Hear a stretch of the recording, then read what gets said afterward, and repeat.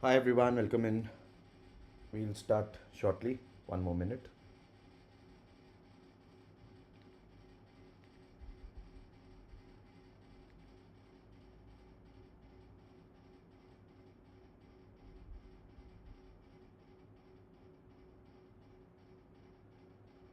Hi everyone, welcome in.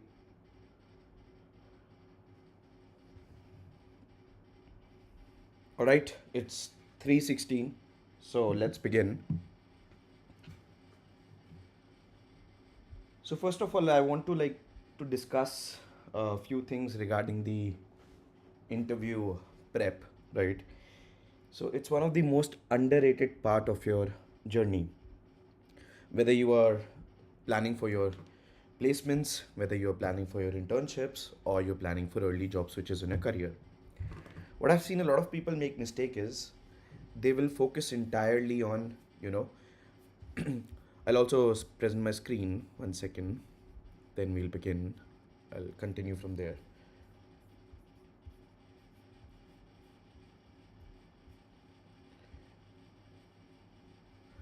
Right, let me just go to the correct slide.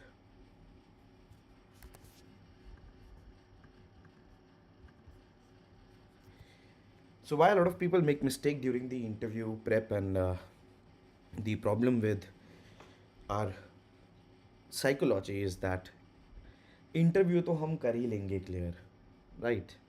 Whether it's for placements, whether it's for internship, we all believe and we all have that confidence that interviews will be able to do it.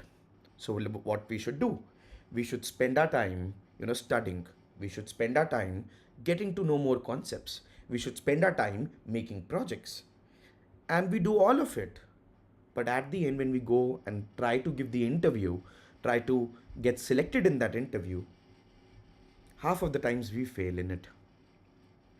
I personally have given lots of interviews in my life and I've failed only in one interview so far. The reason for this is because I spend a lot of my time on interview preparation. And if you do not do this, you can never understand, you can never be confident that you will crack the interview. The true confident, the true confidence, sorry, not the false confidence that you have in you, कि हाँ कर लेंगे. Your interview prep should begin on day one as soon as you begin your journey for placements, internships, or your job switching. A lot of people in colleges, your seniors, a lot of other people outside of colleges, or our friends, our colleagues tell us it's okay, you just start preparation, remember everything, learn the concepts, and that's it. But that is not it. Even if you have done only 70 to 80% of the preparation, but your interview preparation is 110%, you will clear interviews more than there are better chances, there are more chances, more is the probability, talking in data terms now, that you will get selected rather than a person who has not prepared for the interviews, even though that person might have 6 to 7 research papers, let's say.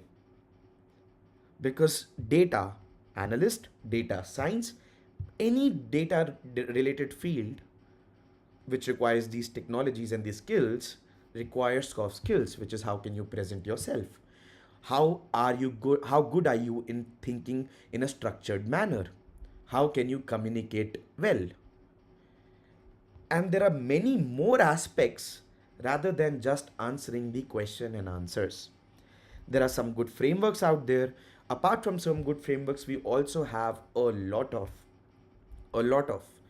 other things like different case based rounds, coding based rounds, and these also have some frameworks integrated that if you get good in using them, you'll be able to clear these interviews. Just by knowing these frameworks is not enough again, because you cannot be good in something unless and until you are miracle, you are a person extremely talented, which most of us including me are not. So we need to do a lot of practice to get good in this, right? And hi everyone, welcome to the stream. So now let's begin by understanding the different frameworks. How do we answer an interview? Along as we go, we will cover important topics, and I want that every one of you who is in the stream, who is watching this video, gets better by following these interview prep sessions. Trust me, you wouldn't have to go and practice interviews separately. You might need to give only 1 hour extra, but if you are not following this series, then it might take you 5 to 6 hours. If you're following it, 2 hours over here, 1 hour of practice, 3 hours is more than enough for you to be a master of interviews. I'll be sharing strategies, I'll be sharing tips, I'll be answering the questions, I'll be give you feedback on your answers, and let's see what and where we can improve as a team. Secondly, one more thing is that, again, to make the best out of it, whenever I'm asking you to think, whenever I'm asking you to, tell me what you think about it, or can you answer this question, answer it in the chat. This will give two benefits. First, it will make you more active, and if you're more active during learning, you learn, you pick up things faster, and you understand the things in much more depth. Second thing is that you will get a feedback from me from our live stream, and that will give a better understanding for at least the ones who are present here, that what mistakes they are making and what mistakes they should not make. So everyone who is watching the stream right now, who is present in the session right now, I want you to be extremely active. The chat box is open. Please put in your questions, please put in the answers. Don't get worried that you might get judged. Nobody is here to judge you.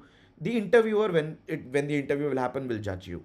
For now, only judge yourself. Nobody else is here to judge you, right? So feel free to answer, feel free to ask whatever you might feel like, and put some highs in the chat if you are present, so that would be again a good point, a good thing, that I'll be hearing some repeat people, I'll be seeing some new people who didn't join yesterday, and that will give me more motivation, right? So all right, now let's begin with the first part, that is predicting on-time delivery using ML.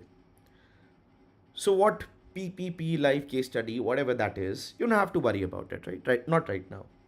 First, let's understand what is this title exactly. Predicting on-time delivery using ML. So when you're preparing in your interviews, these days, because the talent that you require, the knowledge that you require is increasing compared to last 2 years or last 3 years, what was required by then. Today, the knowledge that you require, the skills that you require are more to land a good data analyst or a good data scientist role. Secondly, there are many people these days who want to become a data scientist or a data analyst compared to the number 2 years or 3 years or 4 years back down the lane. Data scientist, just by the word, does sound cool, but also the thing is that everybody knows that artificial intelligence is here to stay, and people want to be good by working in data and by working on data, by working in data related fields. And everybody, most of the people out here, at least have once a thought that I want to get into a data field, into an AI field. So the competition is more tough, and hence the interviewers are making it even more tough to get only the people who are the best. When there are so many people that they can choose from, they will pick the best. To pick the best, they will make it more tough for you. And one of the things how these interviews are getting tough these days is because of ML case study based rounds, or ML case study questions in one of your rounds. And these are very common for companies like Swiggy, Zomato, Amazon. A lot of companies ask live ML case studies. All right, all the extra questions about DSA and everything I will cover, but at the end when I'm taking FAQs. For now, let's completely focus on this and understand. So what exactly is an ML case study? You will be told, okay, you're working for this company, you will be solving this particular problem using machine learning. That is all. You would have to create an entire, starting from background till what will be required, how will you train, everything till what is the business impact, everything you would need to think of. Now, let's first understand the problem statement, and then I'll ask you a few questions that you would need to think of. So the problem statement is, let's assume for now that you guys are giving an interview, I am taking an interview. So I say, can you please tell me that how can we improve our order delay problem? How can we make sure that basically the orders are being sent on time? Or how can we plan effectively to let the customers know that, hey, this order will take 2 more days, so that before they order, you know, they get a proper sense of it, and our problems, whatever the problems are, which I'll be coming to, are reduced. So now coming to the problem statement, we define an order as delayed if it misses SLA by more than 2 hours. So the business wants to preempt delays. They want to know the delays beforehand, before dispatch, so that the ops team can act on them. Now, why do they want to work on this? Is because every delayed order increases refunds, increases the logistic cost, and cause an NPS drop. So now can you think of how will we approach this problem? Can you think about this problem first before the solution? Can you ask me the correct questions based on this problem statement? I'll wait for a few seconds. I'll wait for a few 20 to 30 seconds, and I'll let you all think that what all the problems can you think of in this problem statement itself. Let's understand the importance of a problem first mindset. Don't jump to solutions. Think about the problem. There are a lot of things in this problem statement that you might not have heard about, some terms that you might not even know. And there are some terms that you might think that you know, but they can be much more clearly defined to you. So please use the chat and think about what all problems exist after reading this problem statement.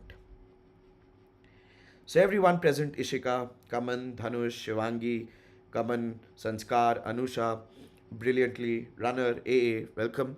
And I want you all to think about it and answer.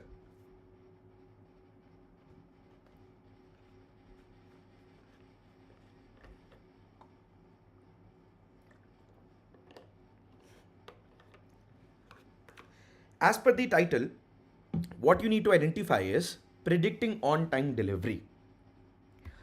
So what you need to identify is whether an order will be delivered on time or whether it will be delayed. This is what you need to predict using a machine learning model. I think I've answered the first question. What is SLA? A very good question. I'll come to it next.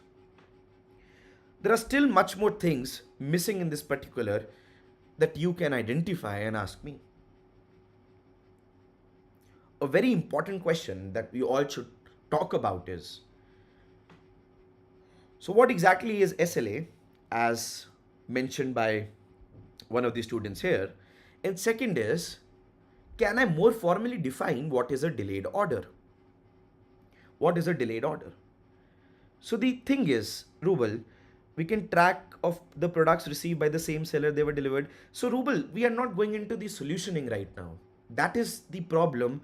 Not you, but most of the people who are giving the interviews will make. You do not jump into the solution. You first need to understand the problem. If you are good at understanding the problem, only then you can think of the solution. If you jump right into the solution, the interviewer will quickly reject you. Right? So now wait. Don't think about the feature set and everything. Let's first think about the problem currently, right? So what is SLA? What is NPS? Correct questions asked. So now let me move to the next slide and help you understand a very first important question that you should have asked me was, what is an on-time delivery? What do you mean by on-time delivery? So an on-time delivery means that my order is received by the customer, on time, within turnaround time.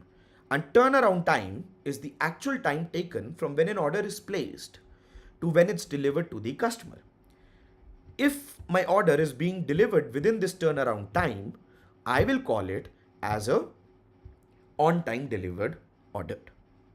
Now, as an interview, I'll tell you this, what is that? And second thing, the second question I will answer is SLA. SLA is the maximum time promised to the customer or the business for a service to be completed. Now, in particular, in our question, in our problem statement, it refers to agreed delivery time the window that we give, the time period that we provide to each customer. Now, the problem over here is, everyone, there's one more problem. Now, I'll help you give one more hint on it. Each and every customer will have a different delivery time. Each and every person would have a different window depending upon the product, depending upon where they stay, depending upon, where they might be living, depending upon what they order, depending upon the seller, depending upon the courier partner. Few things that I'm telling you as a hint as well for the next statements. So from here as well, you should ask me one very important question related to now of basically delayed orders. How would you define a delayed order? Because the data is dynamic, right? But I've given you a few hints that you can define what a delayed order will be. Think in terms of mathematical equation. Think in terms of logic. How can you define a delivery that is delayed, an order that is delayed? Good evening, everyone, and I hope you're having a wonderful day. Now, please think harder of how you can define your off time, basically delayed orders. So these are the things that you should ask me yourself, because this is the first case study we are doing. So I'm giving you a lot of hints, a lot of things. But for now, I am giving you, but going forward, these are the things that you should ask me. So again, you're going into quite of a solution. It's pretty simple. It's in the first line. SLA by more than 2 hours. On delivery is TAT. And so our, 1 second, let me open. I think I've made a slide for it. Let me just see if that slide is here or not. Okay, I think I missed it. Yep. So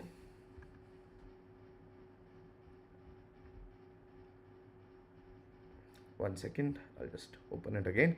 Yeah, so I'll make a note of it for you all here. So our delayed order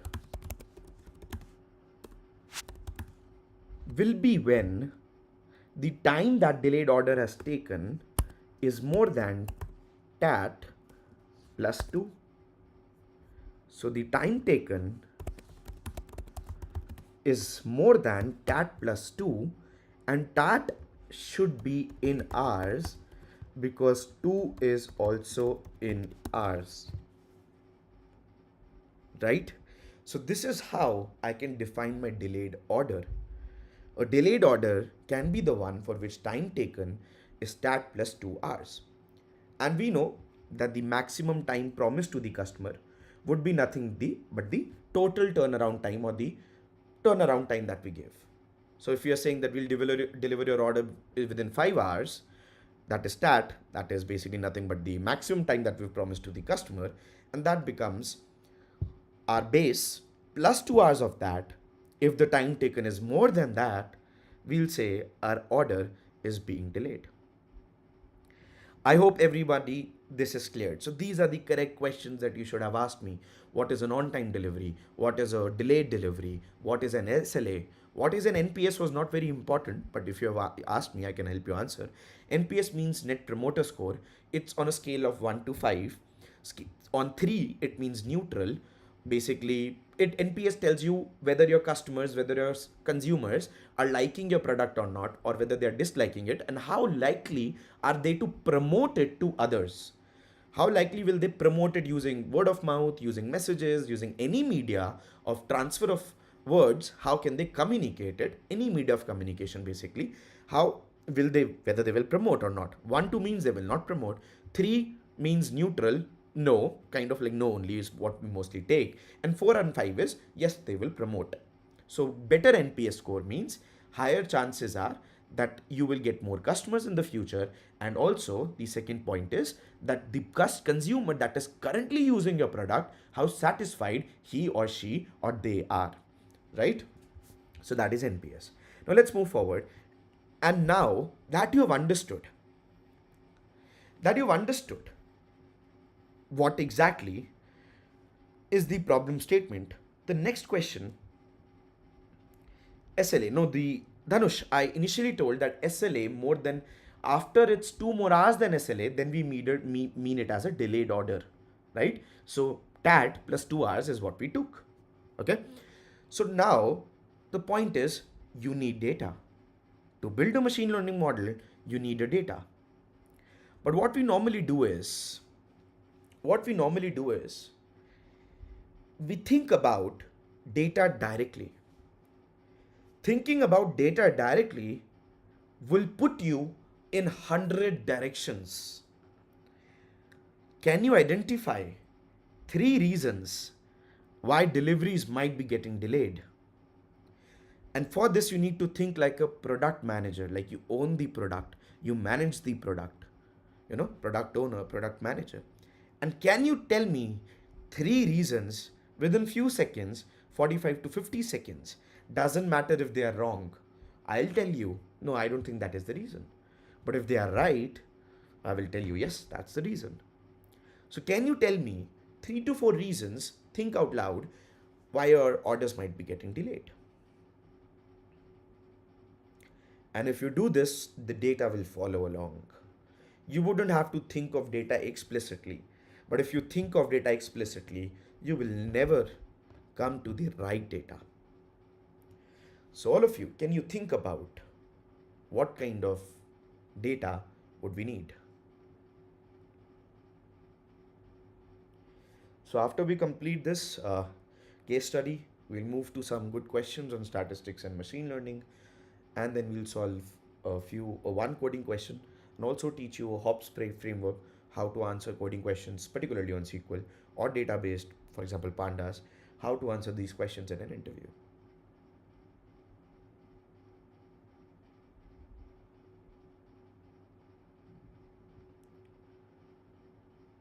I'm talking about the problems.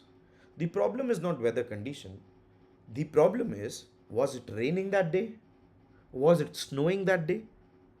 Yes, busy road. Somebody wrote that and removed the comment. But yes, busy road. Traffic might be one of the cases.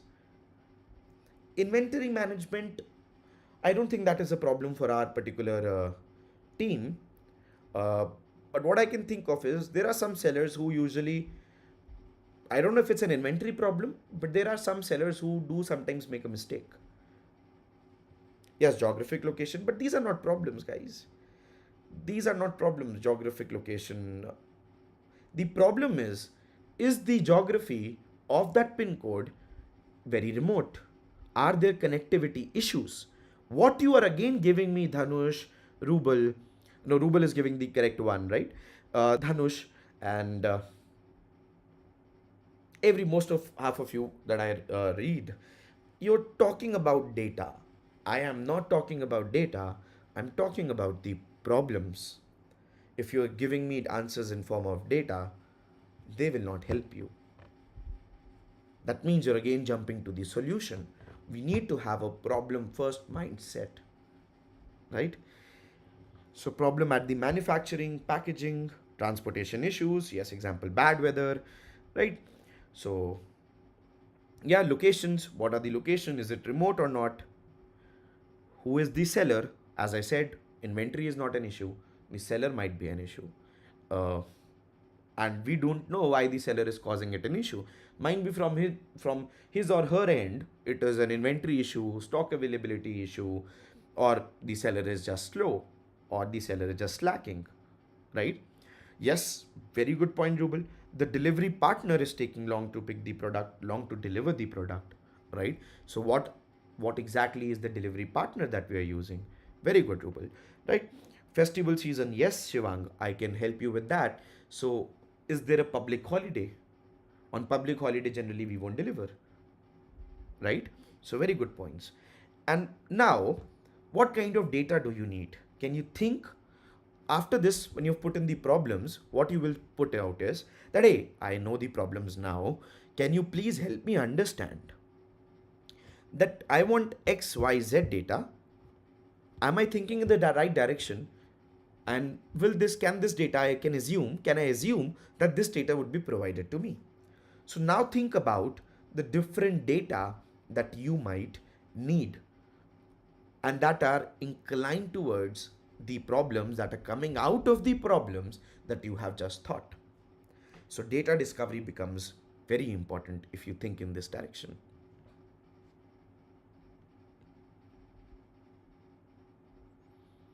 So take few seconds and tell me what are the column names, basically what are the features you would require from my team or from the interviewer to build your ML model.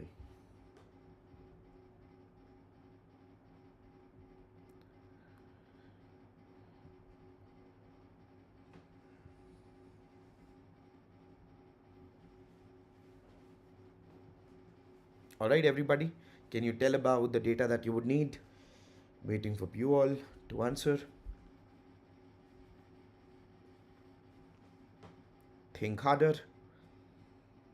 Think in a structured manner. Note down all the problems. Group them together. Think what would be the relevant data. It's always very good if you have, 10 to 12 problems written down. It's good if you group those problems together. If they are more similar, if they are very similar, then group them together. Try to create problems that are mutually exclusive. One problem should not cover the other. If they're too similar, group them together. If they're different, very different, only them keep them away if nothing is matching in between, right? Location of the delivery, okay, that is one column, but one column won't help you, right? What are all the columns that you would need? You need to tell X, Y, Z to me at once.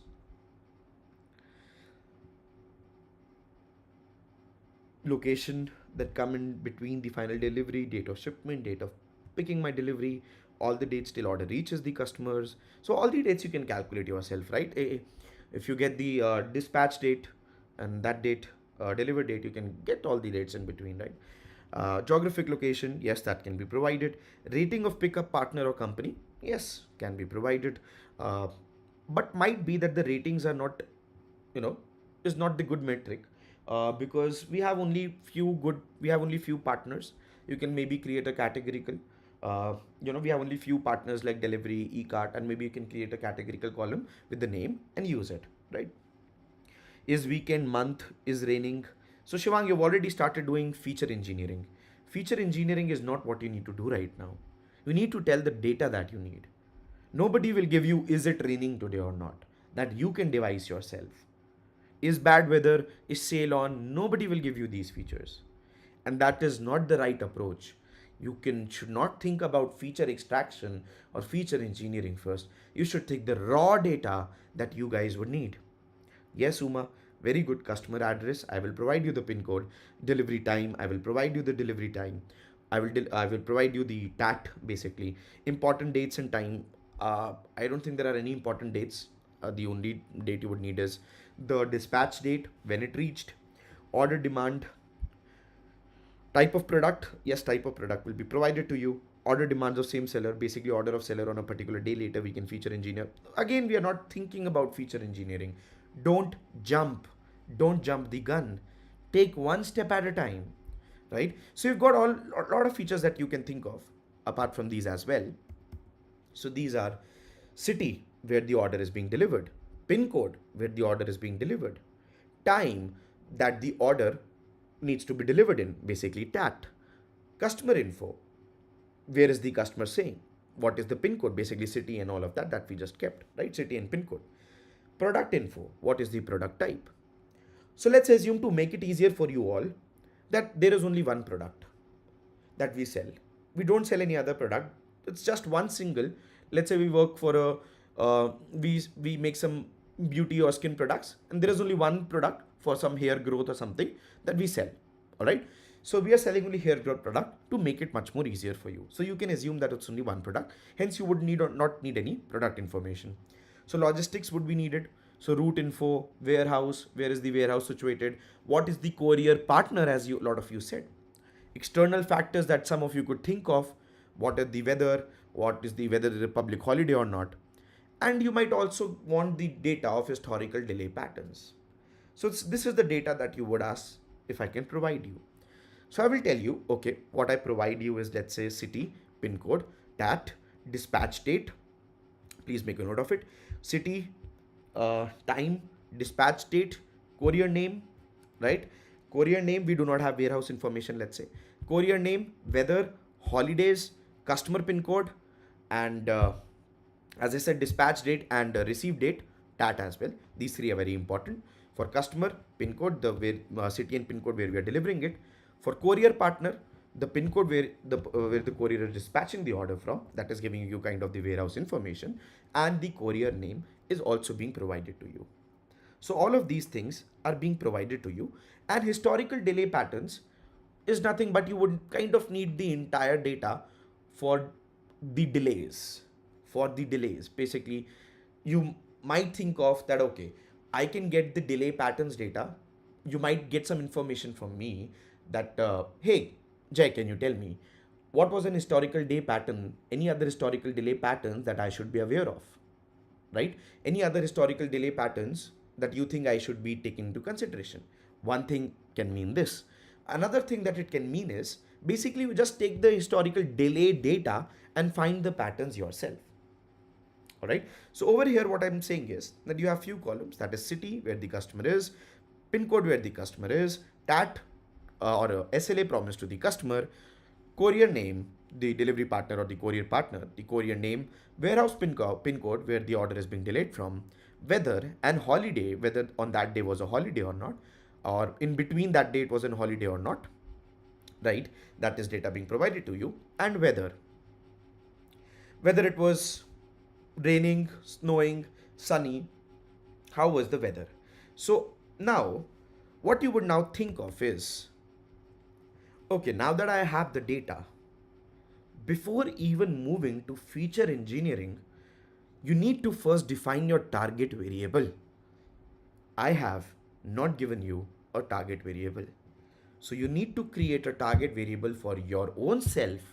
And now that you have decided the data, you need to tell me what kind of problem are you solving. All right, Uma. So if as an interviewer, you are asking me, can you give an example of historical delay?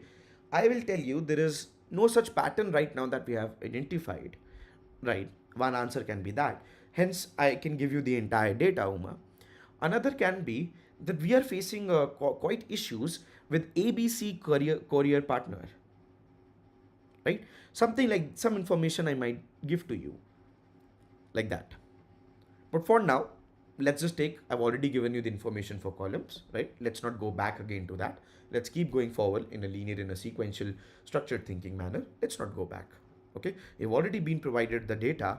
Can you tell me how will your target variable be defined and what kind of problem will this become now?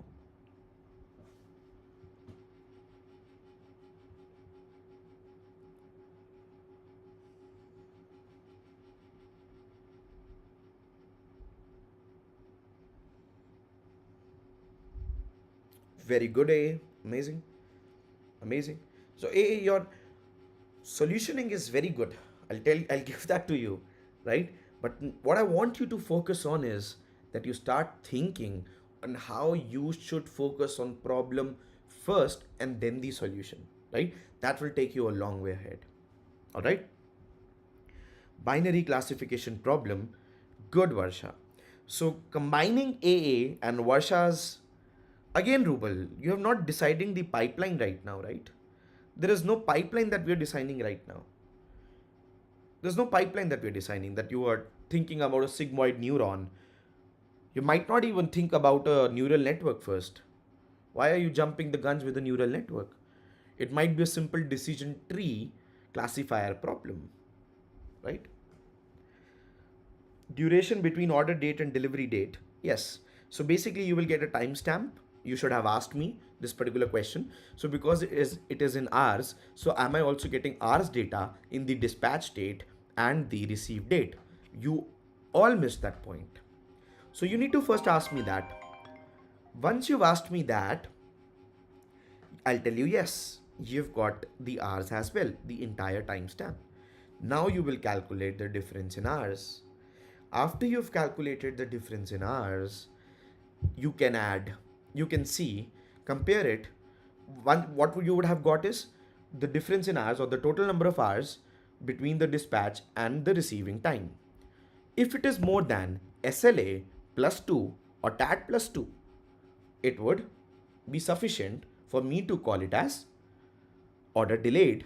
I would create a target variable column having 1 and 0. 1 will be order delayed, 0 will be order on time. If the duration that I will calculate is greater than SLA plus 2, the order delay, it will be basically the label that I will choose will be one that is order delayed, and if it is less than that, then I will say order not delayed or label 0, right? So Uma, these are not the target variables, right? Target variable is what you are trying to predict, what you are trying to classify, what you're trying to regress on. It's not percent, right? That's metrics, what you are saying of. Target variable is what you're building your model to predict. And now that I've understood I have 0 and 1 label, this problem is of a binary or one class. Basically, we have only two classes, sorry. So 2 classes or binary classification problem. Now I have set my target variable and I've defined the problem as a classification problem. I can move forward. And what we would think next is, so basically guys, you would ask me this, you would tell all this information to me and I will say, yes, it is good to go. I think we're on the right terms. We can put it as a classification problem because regression, if we try to predict the delivery time, that would make not much sense. That would be more costly. So for now, let's only predict the classification side. So you could also make it a regression problem if you could have thought of, what will be the delivery time. But rather you went from the classification side and I'm okay with it. But the next thing you would tell me is, okay, I have the data. I will start the pre-processing. First, I will pre-processing. What pre-processing you would use? I would put the target variable. I would make my target variable. But can you think of the data that you have got? It will be raw. It is messy. Might be scary for you. But you are the data lead, so you don't panic. You just pre-process. So can you think of few pre-processing strategies that you will use to get a good data?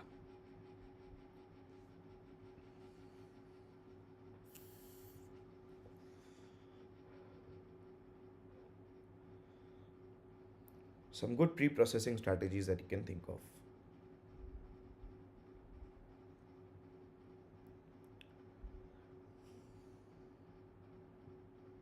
Think of the columns that you have provided, what might be the problems in those, and just point out a few.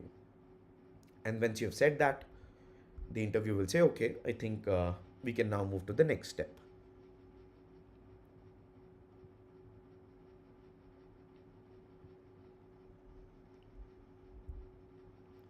So everyone who was creating features right away, or if you are someone who was thinking of feature engineering, it's completely fine. We all make that mistake. But first we need to pre-process the raw data and only then think about feature engineering, creating new features out of it. Yes, I know you will clean raw data, but what are the problems that what will you handle in the cleaning raw data? And Uma, handling null values, duplicates you will drop. That's very good. Outliers, nice. Missing values taken care, yes. Errors. Then missing impute accordingly and check for the values, missing percentages, error in strings data. Very good answer, AA. But again, guys, you have the data given to you. Can we be more column specific? Can you think about which columns might have which problems and what you might be doing in those? Rather than just saying that, okay, I will drop duplicates, I will do linear interpolation, I will do linear interpolation to, I hope, for filling missing values or something, right? Or you will, drop duplicates and everything. But on what? On what? Can you fill the missing values? Can you fill the missing values on the day, on the timestamp that the customer has received the order? I don't think we should do that, because that is what we are using to create a target variable, and that would not be a very good thing to fill in. because a target variable is actually sensitive. We are training our model on it. So filling it might not make much more sense. Yes, Shivansh, separating pin code and city from the address. Yes, but I've already given you pin code and city. So you don't have to do that. Right? So think harder on the basis of columns. All that what you're telling is understandable, but that everybody else will answer. What will make you different from them is answering in this format. That if my drop time is missing, I cannot compute the delay time or I cannot compute the time it took for me. So I will either remove it or for now I will mark it as not delivered, and then I'll ask somebody and I'll drop it. So this is a conversation that I'll have with an interview. So I have a drop time column. Let's say when the customer received the order, that I'm calling drop time. If I'm not having the value for that, should I just go forward and call it not delivered? But that would not make much sense for me because I cannot fill it. It is a part of my target variable. So I think I will drop those columns.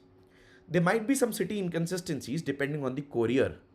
A courier partner might call Bangalore as Bangalore, might call Bangalore as Bengaluru, might call it as BNG, or might be a spelling mistake. So how can I clear these city inconsistencies?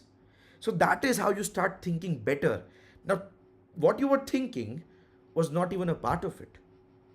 Fuzzy matching, regex, lower casing, Jacobian distance, edit distance, all these things you can use to make these cities consistent and see how better your answer is framed now. You're talking about some better terminologies, some better things rather than the basic duplicates and missing value. Outliers and everything. Again, come on. You don't have to go into much more specifics as well. Like outliers I'll fill with median and everything, right? These are again what I'm trying to emphasize is if you're not thinking about your data, you cannot think about the right pre-processing strategies. You will only come up with what is common and what everybody will tell you. And never give up. I'm sorry, but that is our username, right? And I like that attitude. But the thing is that you do not have to tell everybody that I will use a .info or a .drop duplicates. You just need to communicate to the interviewer your strategy. Think about columns. Think about things that people might not know about, that you are doing different. So for example, in courier names mismatch, again, delivery versus delivery, again, strings might be, a problematic. So we want to again put them as same strings. So you can use fuzzy matching, string normalization, lower casing, cleaning, certain different things that you can do. Then you might have null in distance.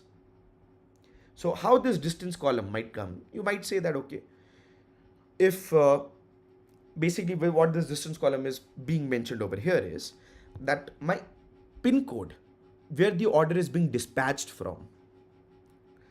So over here, I will use a city pin code median. On the basis of city, I will take a median because better are the chances, more are the chances that the order might be from this particular pin code. Or a better way would be might take a mode. You might take a mode rather than a median. You might take a mode. I think mode is much more better than a median over here. So that way, if your pin code of your warehouse of the courier partner is missing, you can fill it by taking a group by on the city and courier name and filling in the mode pin code. A much better strategy to talk about of filling in rather than telling me imputing missing values. So categorical columns would be there. You might use labeling coding for them, right? Date fields, as somebody else was saying earlier, I might use is month, right? I might use is raining, is snowing. You can extract these hours, weeks, months, is raining, is snowing, was there a festival in between, how much, or maybe, if you had data for, there were 3 festivals in between, so you take count 3 festivals between delivery date and dispatch date. Right? So these are the few features that you would talk about. You basically pre-processing strategies that you might use. And now you have started linking it with feature engineering with the last point. right? You started linking it with feature engineering. So now the interviewer will be happy and would say, okay, and you will mention, I think pre-processing is over and now I'm thinking in terms of feature engineering. So can I move to feature engineering? So the interviewer would say yes, or if the interviewer is happy, they would say, I think we have enough features. We don't need to create any more features or group any features. So we can move to the model pipeline. Or the interviewer would say that, okay, yes, please think about feature engineering. What features can we make out of those? What strategies can we use? Are pin codes directly very important? Or might be we can use some other metric out of it. Might be we calculate distance based on pin codes. Something like that. Can we do it? So now think about the new features that you might create from this particular data that you have pre-processed, and understand how we are going in a linear manner. We first look at the problem, we understood the problem, we talked about the problem, then we thought what are the problems that could lead to delay in orders. On the basis of that, we decided data, we confirmed that data, we got the data, we pre-processed the data. You will never get actual data. You will only get hypothetical data. That assume that you have got this data. Only that scenario you will get. Now that we got the data, you've done pre-processing, then you'll do feature engineering, right? So everybody understand that the importance of thinking from a perspective of data is very important. If you just think about from the basic knowledge that you have, that will not make you a good data professional, because you need to understand or think, strategize how your data would look like. What are the pre-processing strategies that you might apply on that particular data? Because everybody who is studying machine learning or statistics will say fill with median if there is an outlier, fill with mean, do linear interpolation to fill missing values. I'll give you a few more advanced techniques as well. You can fill missing values with KNN, you can fill missing values with random forest. You can say all of that, but that does not matter much, because your problem statement is particular, your data is particular. Think about how will you fill the values for that particular data, not in general. Very good. A calculating distance from pin codes. Yes, is holiday. Group the number of orders per seller for particular day as number of orders to identify order traffic. All right, but if you group the orders for that seller per day, wouldn't your data be on a very different scale than it originally was? How will your target variable and grouping the orders per day of a seller would make sense?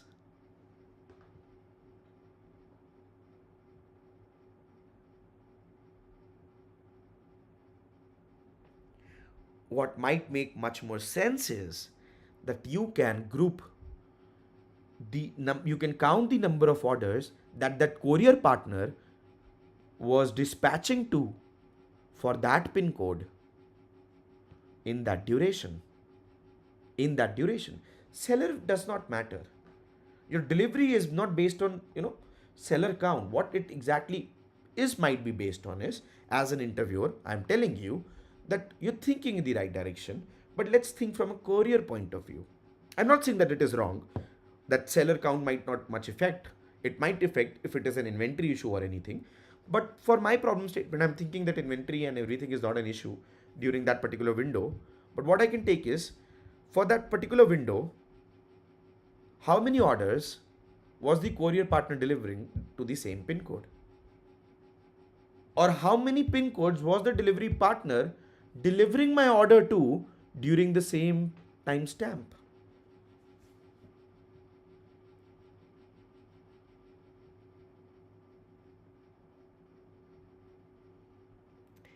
But these features might not be very relevant.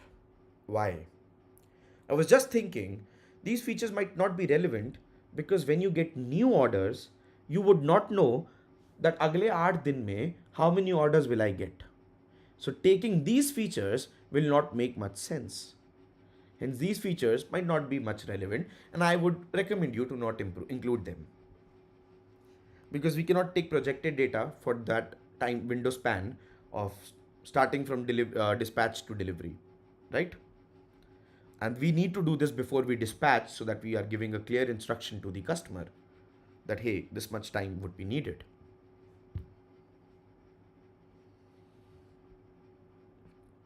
All right, so now these are a few features that you can think of. Pick up day of a week, as you all said.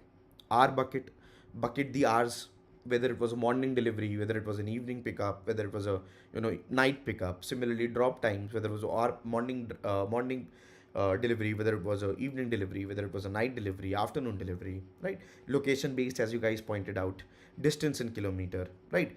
Then you can make zone level based on the pin code. You can assign a rating that, hey, this pin code is a is at X level of delay risk, right? You can create a heat map. On the basis of heat map, wherever the delay is more, you can assign number to those pin codes, right? Then what you can think of is, already that you have taken weather on pickup day, whether is it raining, is it snowing, right? You can analyze the data and only take few important weathers into consideration. Is public holiday important? You can analyze the data and extract how many public holidays, the count of the public holidays, right? What we were talking before, the count of the public holidays, whether yes or no, what you think is more impactful. You can analyze the data and create your feature. For each courier, you can create on the basis of previous 7 days that what was the delay for this particular courier. Is my last 7 day orders, the delay in my last 7 days? I'm not talking about the future because I'm taking only the last 7 days. I can do it live as well for the new orders that are coming in. Whether is it impacting or not, right?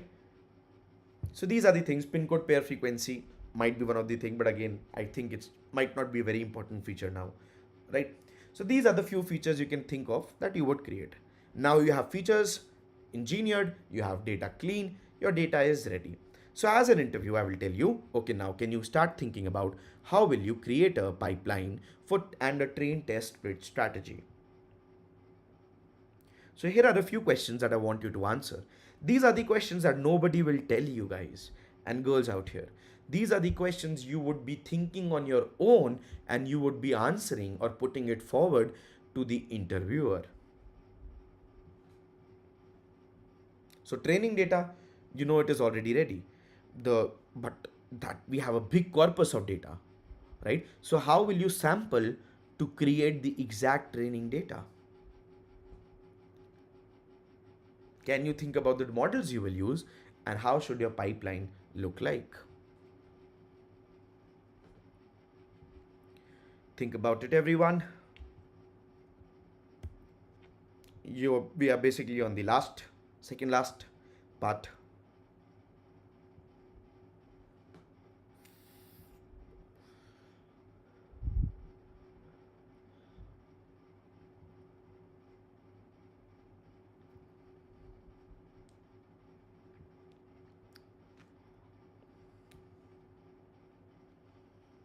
So these are very important these days. These interview ML based case studies, very, very important. And generally it's based on the company. Like if the company is into logistics, you might get a case study based on logistics. If the company is more on, uh, service based, they're selling, let's say, they're more into ads, then the will be on ads. The ML study will be on ads. If they are more on, you know, selling tickets, then it will be more on selling tickets. If they're more on a product side, then the case study might be on, let's say, churn, customer churn, click through, things like these.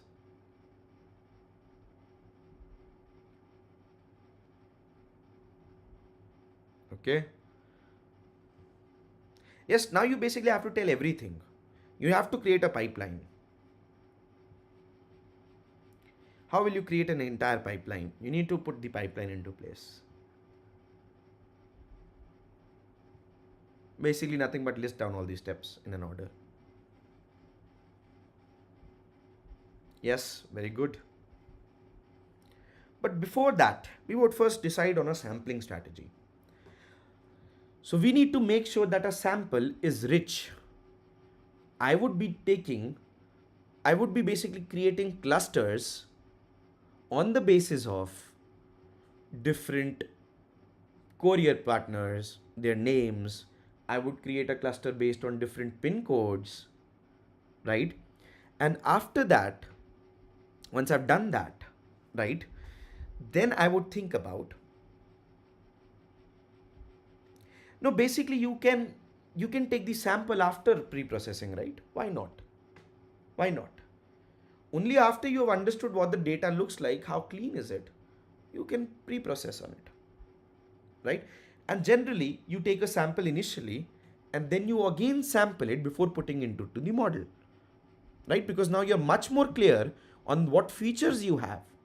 Whether you want to take is rain, your hours, everything needs to be considered. You just cannot say that I will do pre-processing later and I will take the sample initially only. No, your new features are giving more information, and it's much more important that on the basis of these features that you have got, you create a proper sample. There is no data leakage. You're not training anything. There is nothing data leakage into it. You're not transforming or anything right now. On the test set, I'll explain you. I got your point. Where are you struggling basically? I got your point. I'll come to it. Don't worry. So I'm not doing a train test split on the data that we have basically, pre-processed and done everything. In industry, you generally have lots of data. So you can take a test data again. You can take a test data entirely new, right? You don't have to take the data from what you have done pre-processing or on everything. You can take new data and apply different steps of pre-processing on it. Basically the same steps, but not with the trains of test, not with the weights of training, right? Not with the weights of training. So you can do that. And that way there will be no data leakage basically.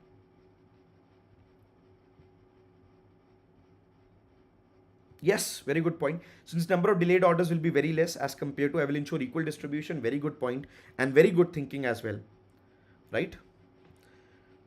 Yes. So now that you've understood, we might take what? We might do sampling to ensure that we have both equal number of 0 sample and 1 sample data. We might also take into consideration, you can ask the interviewer that should I also take into consideration courier names or maybe pin codes into the place, right? You can think of these cases, or might be the features that you have created, should I take on that? This you can discuss with the interviewer and create a proper strategy for your training data, right? Now you will tell the interviewer, okay, this would be my training data. I would take a new set of data for the test. As it is, I would take it and I would basically ensure again over there that I'm having enough, 0 and 1s over there. And I would process it with the same steps I would apply on the test data, just by ensuring that there is no data leakage. I will use basically a transform only, not fit under and transform. I will only use a transform from scikit-learn, not a fit and transform that I will be using only on training data. So whatever the features, whatever the scalars, whatever the weights it has learned from training data, that I will apply directly on the test data. I will not create own new test set weights for scaling and everything. I will directly use whatever I've done from training. I will only use nothing but transform from scikit-learn. Right, I will not fit in to calculate the weights and all the other things that I would require for my strategy, for my pre-processing strategy. Once you have done that, now you will create a pipeline. So you will tell the interview, what I would do is I will pre-process the data. I would decide on the important features using various different methods. You can think of backward selection, forward selection, rig, chap, a lot of things that you can do, right? After that, I've done feature selection. Then I would, apply all the things on my test data, get my test data ready. After that, I would create my model. Over here, I think it's a classification model. We have a lot of categorical features and numerical features. So I think a decision tree model would be a good, or maybe a boosting or a bagging model would be good. Random forest or might be XGBoost. So I think I'll use an XGBoost or a random forest, a tree-based model I will use for classification. And now you will stop. You will stop right here, right? Now that you've stopped over here, how will you validate the model is the last part. Can you think about the validation metrics that you will use to validate the model? And also, can you think of deriving some business oriented metrics from here so that your presentation, so that your thinking looks even much more better.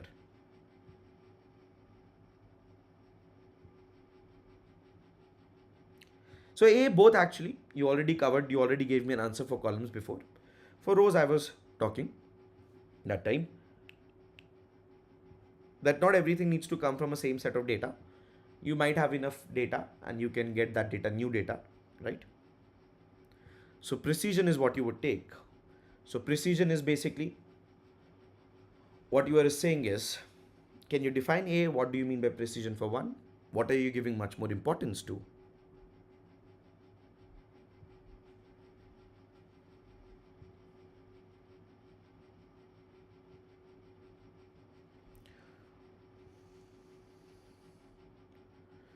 I think we should give more importance to, I'll help you understand.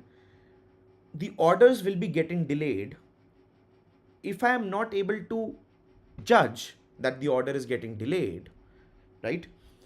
Everybody needs to think in that direction. If the order is getting delayed and I'm predicting it as not delayed, then that is a problem. Then that is a problem. False negative is a problem.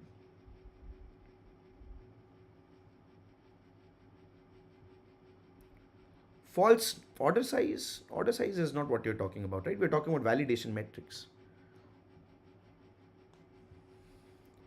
Predicting an order which actually is delayed as 0, which is false negative, is more important. Predicting an order as not delayed, basically predicting an order, sorry, 1 second. So if you have a confusion matrix like this, you're predicting over here 0 and 1, 0 and 1, these are your actual values. So what is more important?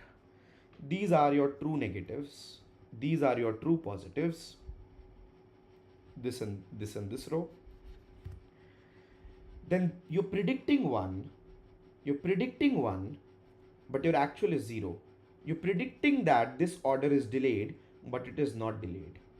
So this is what? A false positive. Over here, you're predicting as 0 and it is actually a delayed order. So this is a false negative. What is more important?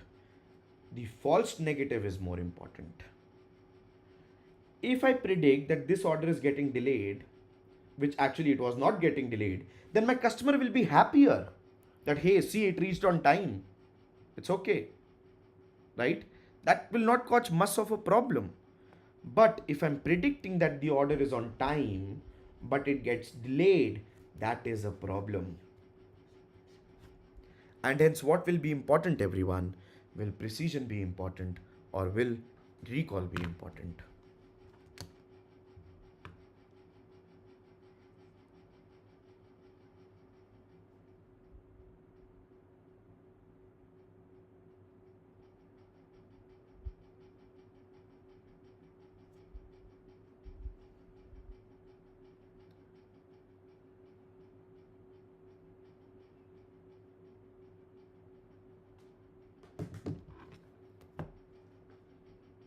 Good job.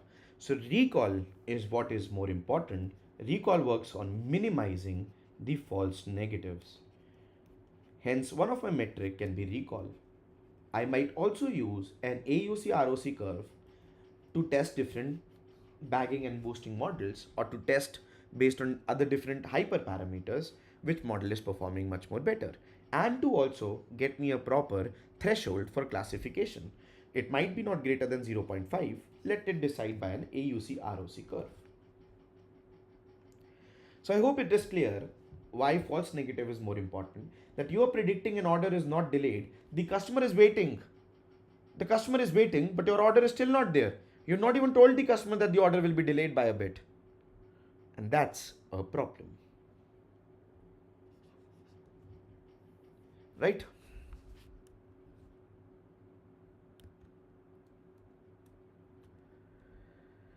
Now, you've decided what your validation metrics will be. Can you think of some business oriented metrics as the last step to present your data? What things you might calculate to present it?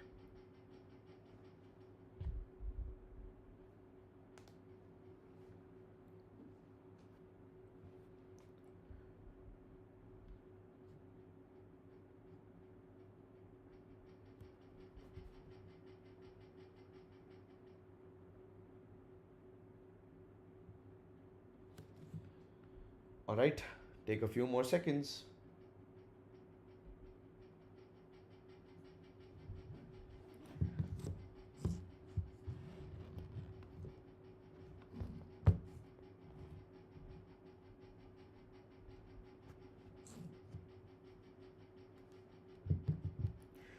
Pin codes having most delayed delivery might be one of them, but that's an analysis point of view. Yes, Alina, basics explain now. What do business oriented metrics mean? Basically, with the help of your model, what are you doing? So, what are you doing exactly? Is you'll take recall, in our case, ROC, AUC is what you will take, and the business metrics like your model is detecting number of percentage delays are already being detected by model.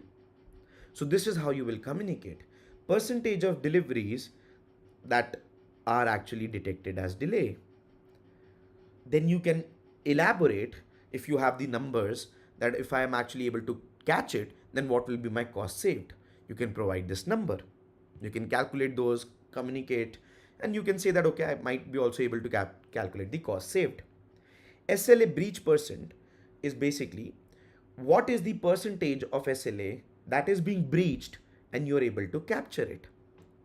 So these are a few business metrics that you can put in that your model, how is it performing? That my model is performing, saying that model is able to detect these percent of delays or these percent of SLA breaches. One of the same thing over here, right? Then cost saved. Model is able to save this much cost. I would be able to calculate because if I'm detecting X number of deliveries, then by multiplying with my equation or whatever the cost it will incur, I can get the total cost it will save. Right? So these are the few business metrics when you will put on. Nobody in business will actually care for recall or ROC AUC curve. They would care about business metrics that we have just talked about. And this is how you need to answer. You just not need to speak the validation metrics, but also talk about the business metrics that you would calculate and use them to better present to the other stakeholders. And that is how you will finally conclude saying that I will use recall, I will use ROC AUC curve, and a few business metrics I would use to present it, saying that percent of delays detected or the cost that I can save, that I can extrapolate and calculate. And I might also be calculating a few other business metrics. And I think this pipeline entirely would be a good one to solve the problem of finding which orders will get delayed before dispatch. And that is how your case study will conclude. And how did we work on it? This is called as a PPP-LIVE framework. So P1 stands for what are you solving? Business impact. Understand the problem. Then in your mind, create a plan. The plan that we have been just discussing, how will we approach it? Right? Feature engineering, pre-processing, everything comes in this. Then think about pipeline. How will your pipeline work? Then logic over here comes with nothing but your metrics, your feature engineering. You need to think on these as well. What is the logic? So first thing, you have to think about problem, then you need to think about the plan, the pipeline, the logic will go along the way. Then comes your impact. Impact, you don't have to worry much actually. Impact basically is generally used in, might be used in if you have actual data or something like that. But here you don't have to worry about the impact. But then you need to think about validation. So basically the initial problem was this, right? You've been told that logistics cost is being increased because of delayed orders, and hence you can track it back. That's why everybody of you need to understand the problem properly to think in the right direction, right? Every of those are created in the given in the problem itself, and that is what the business wants to reduce, and hence you will think in that direction, right? Sorry, I was explaining a doubt. So over here, then you did validation. What are the metrics? How you can evaluate, right? What are the business metrics that you might use, right? Extension includes how can this grow or scale. Generally, the extension part is not asked for a fresher or 1 year experience role, but then you might get, as your experience becomes more, you might be asked how would you scale this, how would you grow this model, how would you keep on training it live, right? All of these questions might be asked, but for now we don't have to worry about these, right? How will you deploy the model? Will it be batch mode? Will it be a live mode? How would you call in the API? What things you would need to do, right? Would you make it an API, or would you put it on a server, and from the server you would just create a batch job, or would you host it and call it live every time the customer orders? All these questions you would have to think about. What is the latency you would have to worry about? How many times the API will be hit? Would you need one server, or would you need many more servers, or many more things, like would you use a Lambda from AWS, or different other segments that you can think of, is basically the extension. How would you grow and scale, which currently you don't have to worry about, right? But as the experience grows, you would be asked these questions as well, hence this particular thing is mentioned here. Now let's move on to the next part and quickly start solving a few questions from statistics. So you can take 5 minutes, or sorry, total we'll give 5 minutes. You can take a minute and type in how will you answer what is the difference between population and sample. Why do we usually work with samples in real life?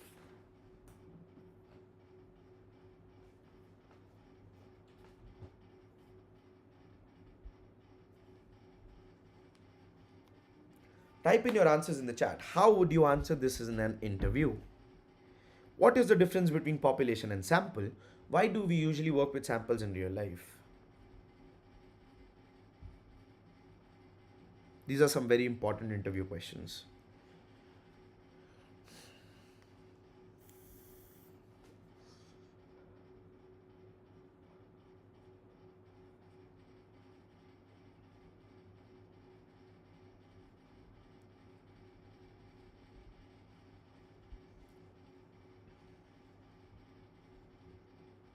Answer the first question, everyone.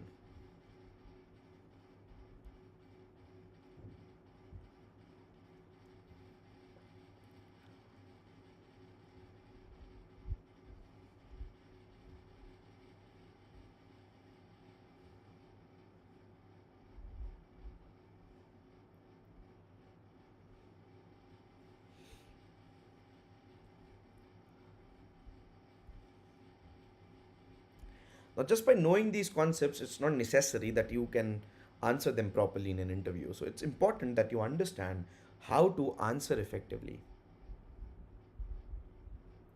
So is that how would you answer that question, Rubel, in an interview?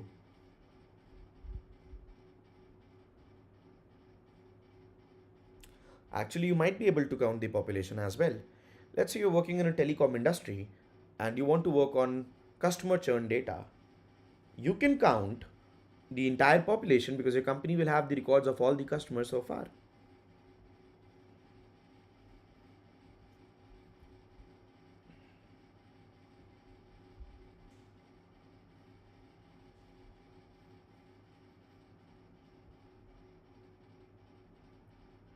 All right. So Rubal, I hope I've made you understood your first point. I'm giving feedback now. Population is basically a larger data set to work on and train our data with, and sample is like test data, which is basically the real life data which needs to be solved. No, Uma, that is not a correct answer. That is completely wrong. Sample is basically a generalized represent of our population. Completely wrong, Shivangi Tyagi. It's not a representation, it's a subset. Rubal, also according to CLT, we sample more than 30 follow normal distribution, so we can compare the samples and population. So that is a strategy, Rubal. That is not why you work with samples. So hence it is not a relevant point. A population is the entire group while a sample is smaller. Very apt. That is the difference between population and sample, and very clearly put in. And sample, you could have just added that sample is a subset of population. Sample basically has same distribution of population. I know you wanted to write that. So sample do have a basically same distribution of population. You want to ensure that. That is not the difference between sample and population. That is the what assumption you take when you're making the sample, that my sample should be very close to the population distribution, right? So that again is not the right answer. Population presents the data of all the objects, while sample is a subset of the population taken in a way aimed to represent the population distribution. Very good, because working population can be costly and bulk. Right, correct answer. That answer I would give, I think, full marks to that. Right, perfect answer. To reduce computational efficiency, we work with sample. Yes, that is a good point that you can add to it, Shivangi. So now let me answer, what is the difference between population and sample?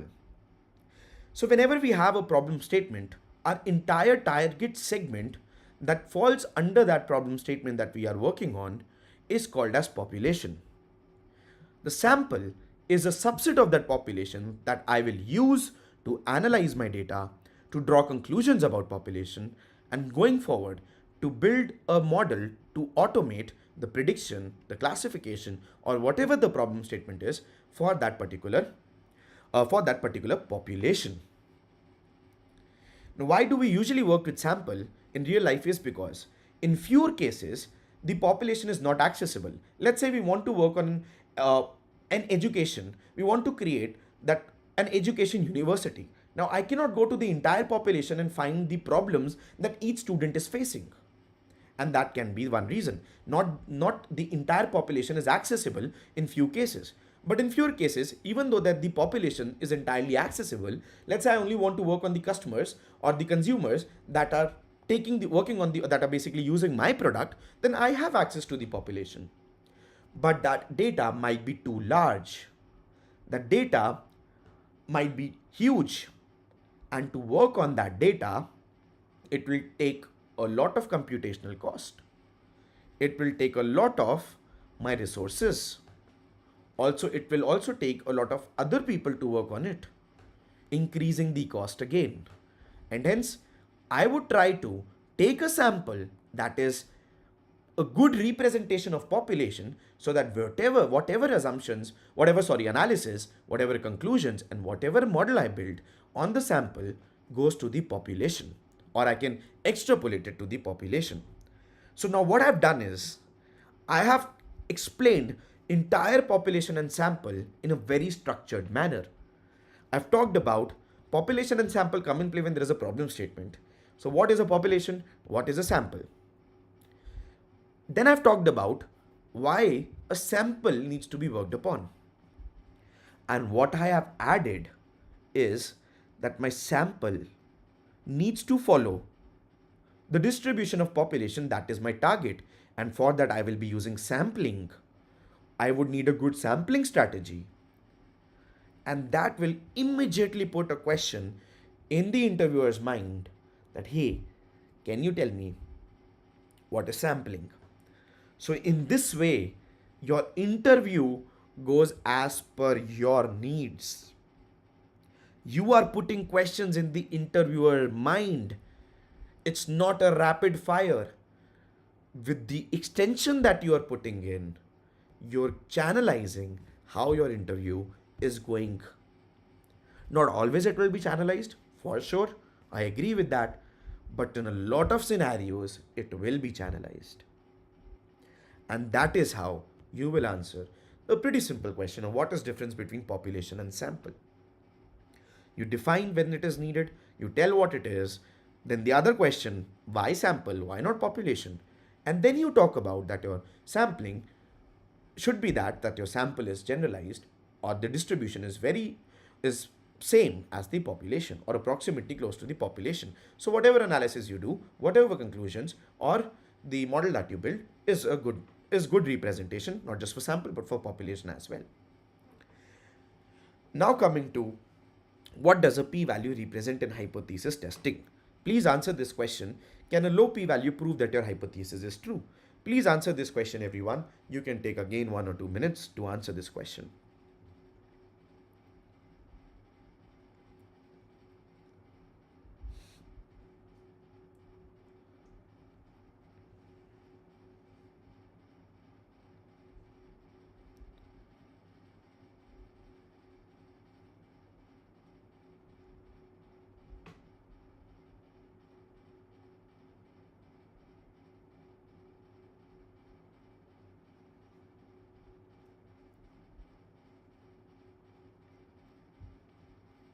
pretty easy set of questions today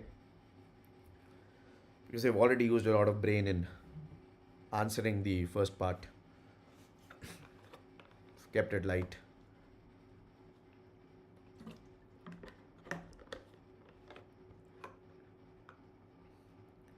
All right, everyone, quickly start posting your answers in.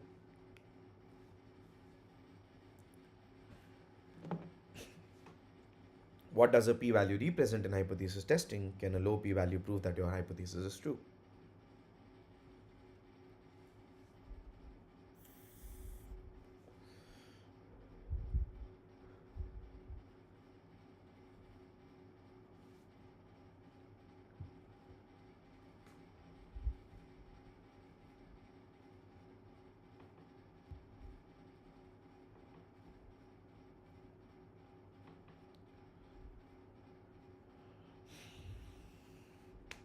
All right, so till you keep answering, let me answer this particular question.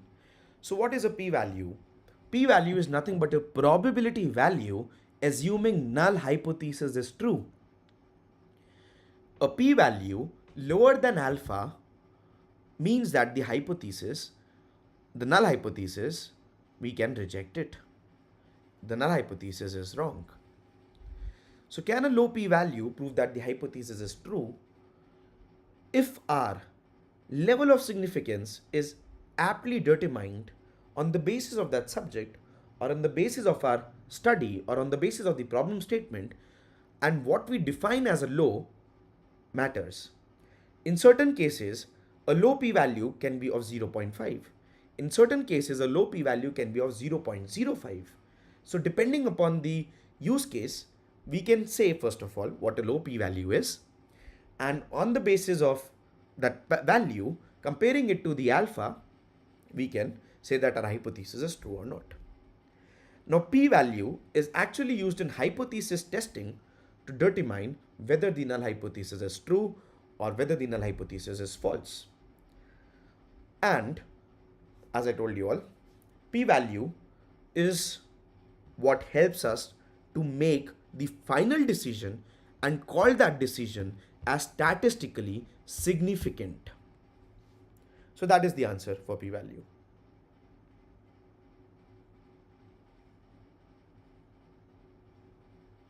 Exactly, that is what I'm saying. It depends on subject, your study, right? It depends. They might be good, they might be bad. It depends on what your subject and study says. A generalized one is 0.05, but it doesn't mean it can be generalized to all the use cases. And that is why you emphasize what a low p-value actually means is. That is what the question was asking. And yes, you've answered in a good manner. So let me now give everybody the feedback for it. So, and to reduce computational efficiency, okay, sorry, this is done. Probability of obtaining results at least as extreme as observed results, assuming the null hypothesis is true. Okay, Dhanush, I think it is quite a bit of, a heavy definition. Not a wrong one though. It's a bit of heavy definition, looking more like bookish. You might be grilled on it, right? So rather than just say probability of observing the result, assuming the null hypothesis is true, probability of getting that particular event showing up, assuming that the null hypothesis is true, right? P-value is basically the strength of our evidence. Again, but Dhanush, you missed the last part of it. Okay, you could have added that. It would have been a very good one after that. P-value is basically the strength of our evidence calculated against our null hypothesis. Calculated not against our null hypothesis, calculated assuming that the null hypothesis is true, Shivangi. So I'm not very sure what did you mean by against over there. Hence, you should use the right terminology. Right? P-value represents the number of false positives. Say p-value less than 0.5. No, that is not p-value represents. P-value is just simple probability value assuming the null hypothesis is true. That is what it means. That is how it is defined, right? Now what you're saying is p-value less than 0.5 may get false positives due to random situation, but if p-value is low, you're talking about in terms of errors and ML errors. We're not talking about ML errors. The interviewer is just asking what is a p-value, right? So, no, sorry, hypothesis error, not ML errors. So you should not talk about hypothesis errors right now. If you want, you can point it out that depending on the level of significance and p-value, we fall into the false negatives, false positives on the hypothesis error side. You can channelize it like that. It will be a very good channelization. But first, give a proper view of understanding the p-value and only then talk about these errors, right?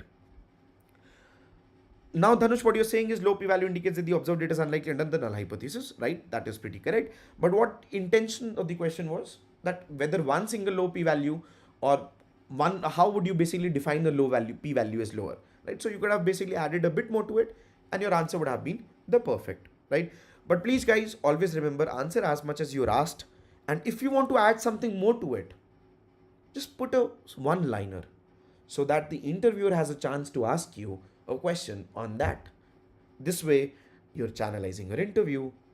This way, the interviewer is also getting chances to ask what they had in mind and plus extra things that they did not have in their mind, making them more confident about you. Right? Now, let's answer the third question. Why is the mean sensitive to outliers but the median is not? Give a real world example. So actually nobody will ask you to give a real world example, right? But over here, it's a good point to add a real world example. So I made it easier to you and put in here that also put in a real world example when you're talking about why is mean sensitive to outliers and median is not.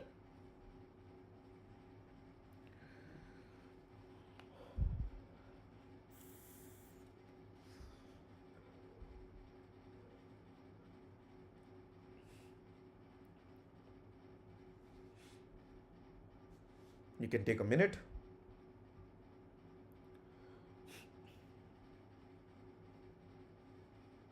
This was again a very important one, guys, everyone.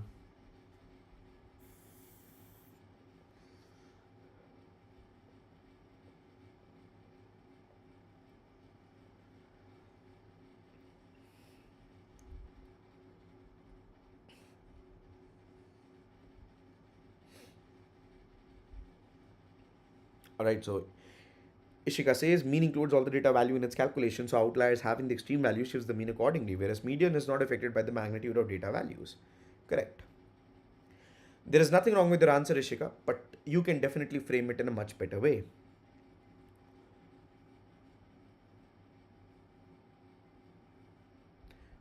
Very good example put in A. Very good example put in A. However, we can, frame it in a much better manner, but very good example. All right, so now let me answer it. You all can answer it meanwhile, and I'll give you a feedback. So mean and median are nothing but central tendencies, and we are trying to capture the most accurate central tendency. Most accurate central tendency, basically, the most accurate center. So in case of outliers, because in mean we are averaging all the values, including the outliers, our center will move towards wherever the outlier is. Mean is also acts like a center of mass balancing the data. Even if the balance point is not at the center, it will balance the data by moving towards where the outlier is present. And hence it acts like a center of mass to the data.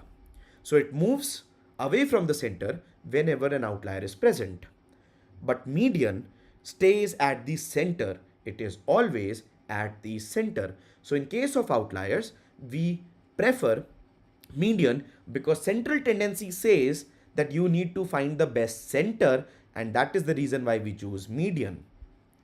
Now to give a real world example could be, let's say, in case of salaries, as example put by A, few people would have a salary of on an average 12 to 20, but there are very few people in the company that would be in the leadership, 1 or 2 or 3 people who would have been a salary of more than 2 to 3 crores. That is an outlier on the higher end, right? So these are the thing how you need to answer, guys. You need to put in the effect of central tendency. Just by explaining that mean and median shift or do not shift, it does not make sense. Why is the question? They shift, I understand that. But what impact is it creating? The impact it is creating is that I am trying to find the best center. That is the concept of central tendency. And if my central tendency is not at the center, if my measure of central tendency is not at the center, then why should I take it? Right? That is how you need to tell. I'll reiterate again. As we know, mean and median are part of central tendency. Mean and median we are over here trying to capture the most accurate center, right? And in case of outliers, because mean takes in all the values, takes an average of all the values, it moves towards the outliers. And we also know that mean acts like a center of mass to the data. It tries to balance the data. So it will move towards where the outliers are present. Even if the balance point is not center, it will move to the sides of the center. And because mean is not now at the center, we will not take it and rather take median because it is always at the center. And then we'll give an example. How you should not, now a follow-up question can be, then why do we take mean in case of outliers when they're not present?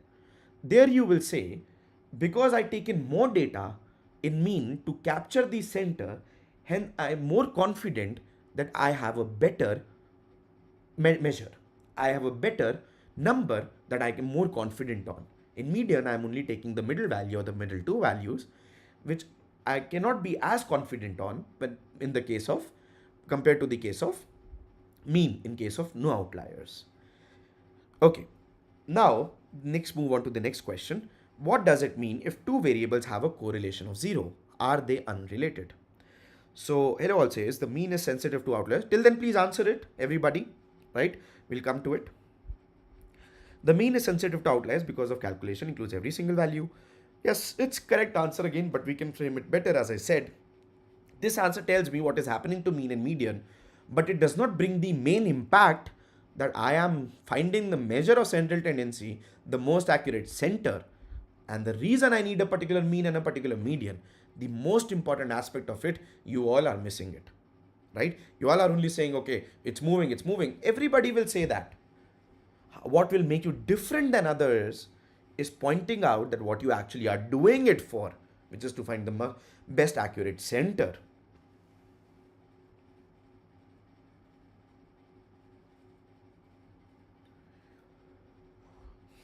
What does it mean if two variables have a correlation of 0? Are they unrelated? Please answer, everyone.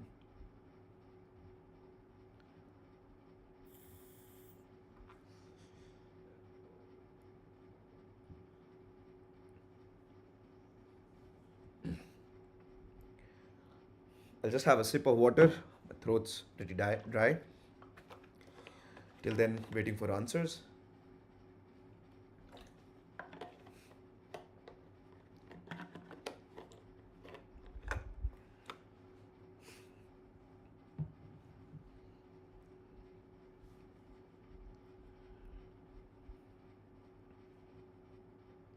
Very good, Shivangi Tyagi. You've got the correct answer.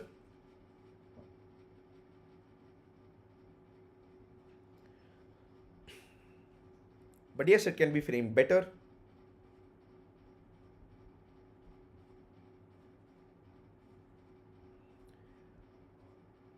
Read between the answers and think, Shivangi, how you can frame it better. Meanwhile, you all other students can answer it. Now, I will take a time and answer it. Okay, it's my time to answer it. Meanwhile, you all can answer it. So correlation indicates the strength and the direction of linear relationship between two variables. A correlation of 0 means that there is no strength, that there is no relationship in terms of linear relationship between the two variables. If a correlation if a correlation is 0, that means I can say that the two variables are unrelated in terms of linear relationship only, but they might have a much more complex relationship, for example, a monotonously increasing or a monotonously decreasing, or maybe a square, maybe a higher degree polynomial relationship in them. Then the next follow-up question will be from here. How will you detect monotonously increasing or decreasing coefficient? Then increasing or decreasing relationship between two variables. Then you can talk about your Spearman correlation, right? All right, so hello all says it indicates that there is no linear relationship between two variables, correct? So, but you can frame it in a much better way, right? That we'll be much more confident. Yes, very good, A. That is what you need to say. That is the correct point, A. That is what you need to say. That there are many more correlation features that help us understand the non-linear relationships like Spearsman, Hoffman, right? And that is how your answer will become perfect. And you just nailed it. If you would have given the definition of correlation before and you would have answered that later, your answer would have been perfect. Okay? So now, moving to the next one is how do variance and standard deviation help us understand the spread of the data? Which one is easier to interpret and why?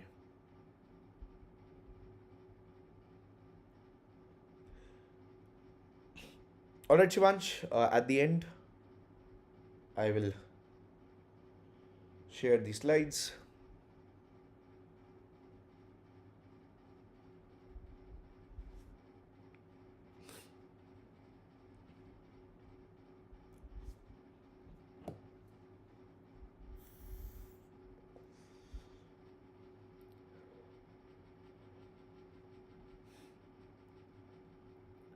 Alright, everybody, please answer.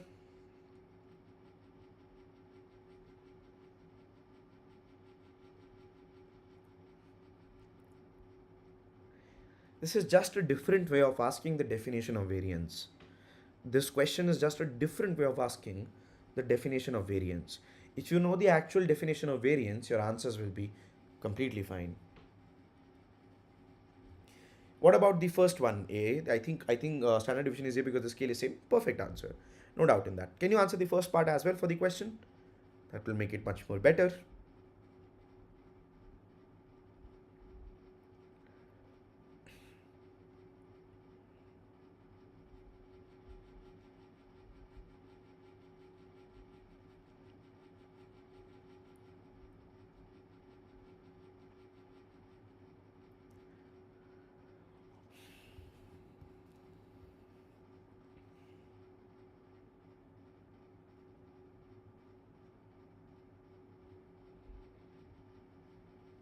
All right, I'll answer now.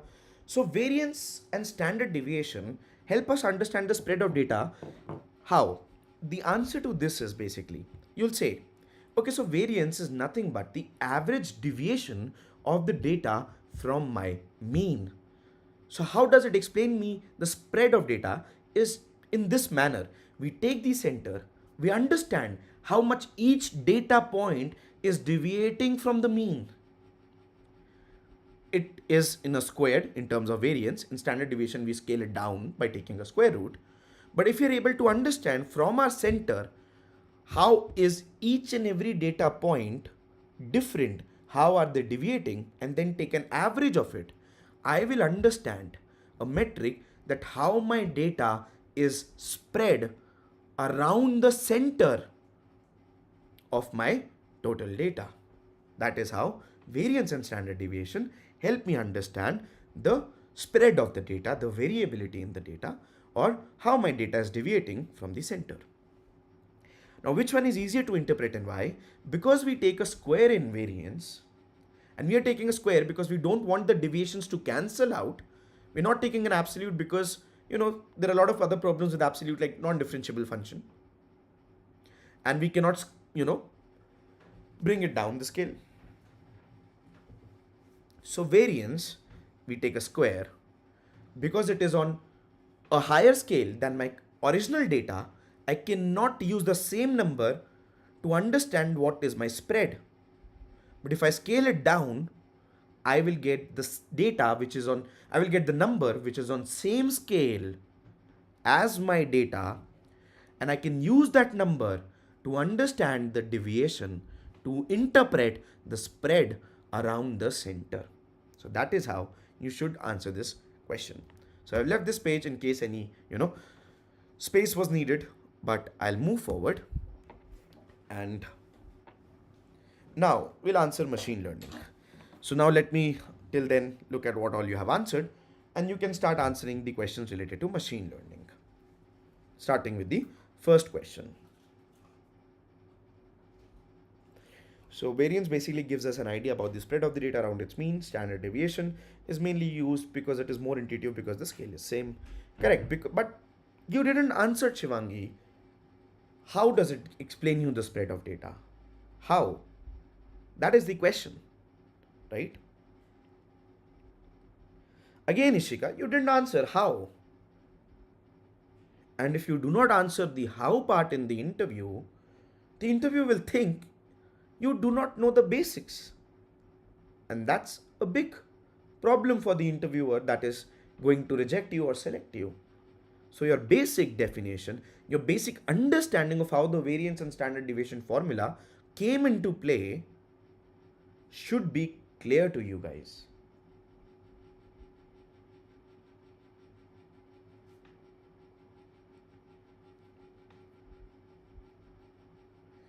What is overfitting in machine learning? How can we know if our model is overfitting? All right, after this, we'll cover three SQL questions, and that will be the end. I'll give you one coding question for you to think on, and in the next interview prep session, I'll explain you the HOPS framework.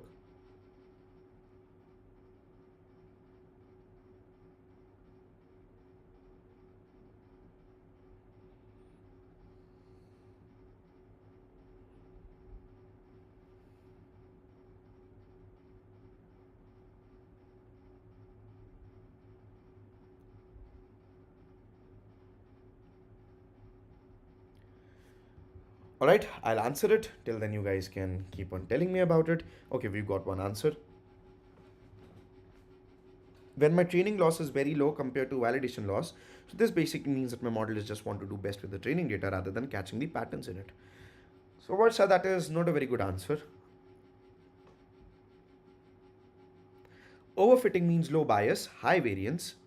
Overfitting does not mean that. Overfitting is caused by that. Just the right terminology, your answer would have been very much better. Means data memorizes the pattern of train and fits to it, performing bad on new data.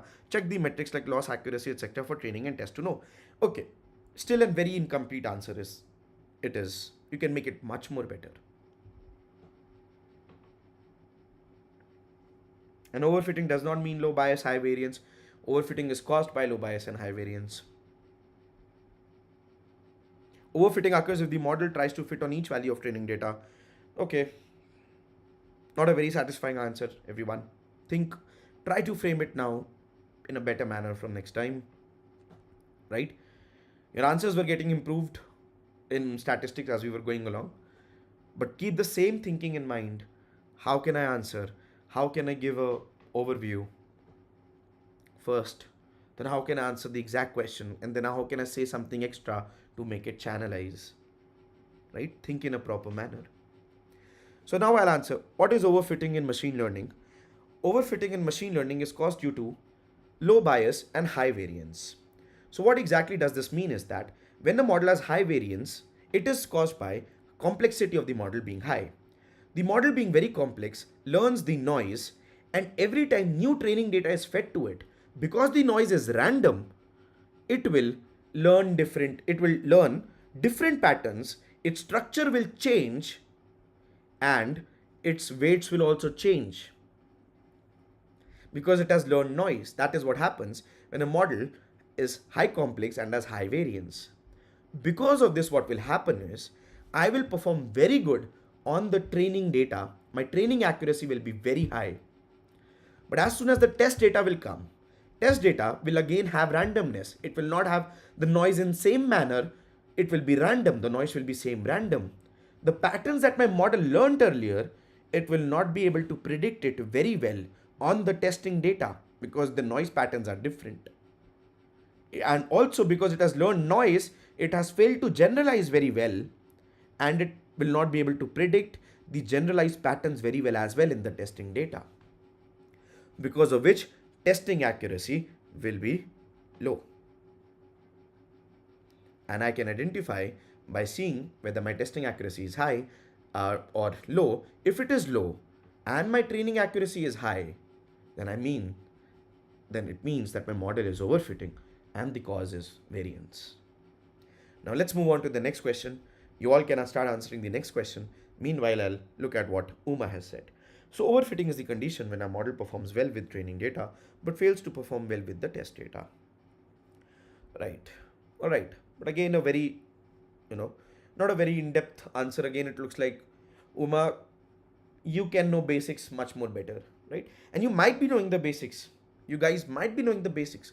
But if you're not talking in terms of that, the interviewer is not able to understand, do you actually know it? Or are you just learning, rote learning and coming it out and spitting it, right? So you need to talk about in a very basic manner, explaining what it means and then answer. Just don't put the definition out. It looks like rote learning.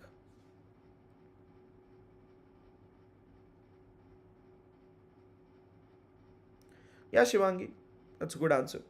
You can just add, how can we know if our model is overfitting? So you can now start it. What I did was, Shivangi, instead of answering it in two different times, I made a bridge between those, right? I made a bridge between, and that bridge was nothing but variance.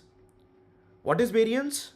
How, because of which, how it will work on good on test data, how it will work good on training data, sorry, and how because of that variance it will work bad on our other data.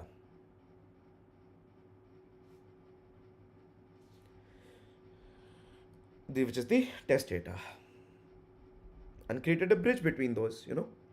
All right. So A is saying we will use data balancing. Moving on to the next question, guys. We will use data balancing, smart techniques, and use precision for the other class. Good. How good is model predicting the test class? Good answer. Good answer.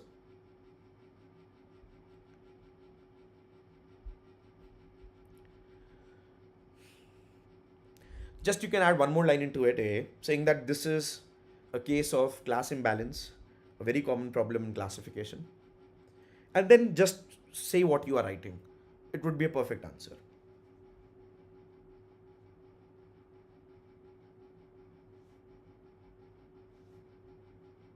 Because it's not just the knowledge that we have, guys, in interviews. It's the way you communicate, it's the way you present it. Everything matters. If you're not able to present it in a good manner, but you have the correct knowledge, that does not guarantee that you will clear the interview. You should be able to know how to present it in a good manner. Alright, so now I'll answer it. How would you handle a data set where 95% of the data belongs to one class? Which metric and which techniques would you use? So in this particular case, because 95% of the data belongs to one class, what I would want to do is that I would first call this as a huge class imbalance problem in classification, which is very common. I would first try to either, balance the data. I would see how much data I have. If I have huge amount of data, I might think of downsampling. If I have less amount of data, I would rather not try oversampling and put in duplicated data. I would rather use synthetic minority oversampling technique, which is nothing but SMOTE. And I can thereon decide which particular smart technique would I use. Would I use an SVM one? Would I use a KNN one? Would I use a K-means one? I can decide on that. And once I've tried to balance the data, if I'm happy with the balance, I would still use a metric which is not more oriented, like an accuracy, which considers just the size of the data. I would rather choose something which is more sensitive to a class, to a particular label, and hence I would use metric like F1 score, precision, recall. And I would also use a precision recall curve rather than an AUC-ROC curve. And these are the metrics that I would use so that I can understand how well my model is performing. One more thing, if I think 95% is too much, but if it was less, it was maybe 60 and 40, I would have assigned more weights to the errors of one class compared to the errors of other class. That way my model would have been giving equal importance to the training data from both the classes, to the errors from the training data from both the classes. Now, you've stopped here. You have given a lot of things for the interviewer. He can channelize, she or she can channelize, they can channelize in any manner they want to. They can ask you what is synthetic minority oversampling technique. They can ask you, okay, how do you assign weights to the errors, right? They can ask you, okay, can you tell me when you will choose precision, when you will use recall? If I would have just answered, I can use precision, recall, F1 score. But what I pointed out was I can decide if I use precision, recall, or F1 score. One question comes out of this. I also said I would use a precision recall curve and not an AUC-ROC curve. Another question can come out of this. I also said the class imbalance thing, that if it was 60-40, I could think of assigning more weights to one. That would give the interviewer 3-4 more questions that that person might ask from me and from you, right? All right, so now let's move to the next question. What is the role of cross validation? A pretty simple question, everyone. Please answer it while I look at the answer that everybody else has given.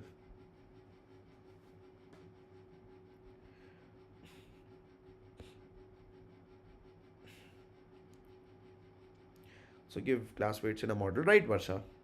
But I think 95% of data belonging to one class is huge. So class weights might not be the apt solution directly, if you say.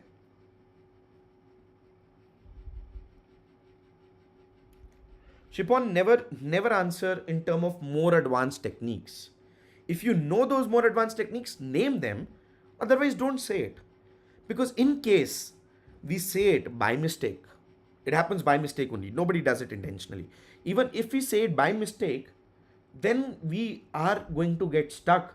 The interviewer will ask you, okay, can you talk about more advanced techniques that you were speaking of? And there, if we are not aware of those, we will get stuck. Unnecessarily, we'll get some bad points for our knowledge. So if you know them, name them. Otherwise, don't say more advanced techniques.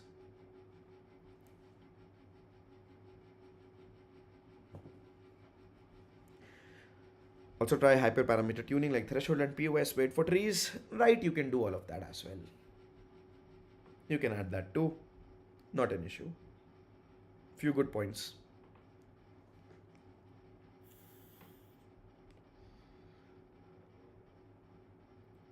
What is the role of cross-validation, everyone?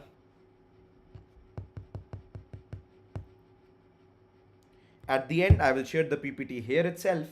I will not send it to the group that we have on our WhatsApp, not to the WhatsApp channel. I will share it right here.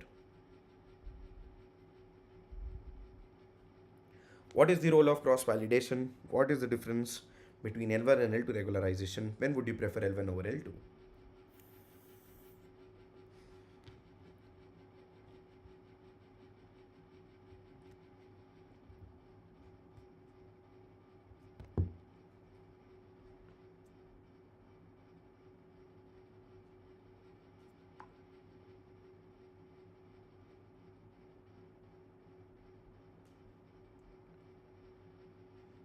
All right, I think I'll start answering now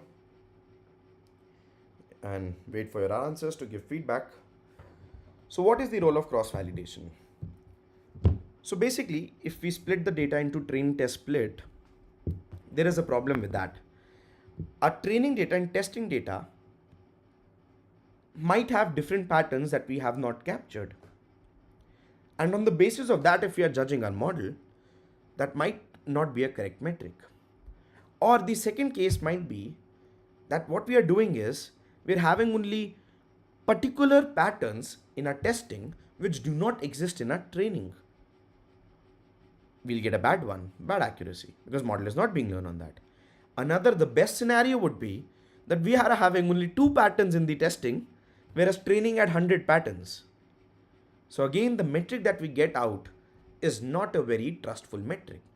So rather than that, what we do is we use a cross-validation technique in which we divide the data into some number of groups and use one group for testing and other groups combined for training, and reiterate this process until each group is being used for testing.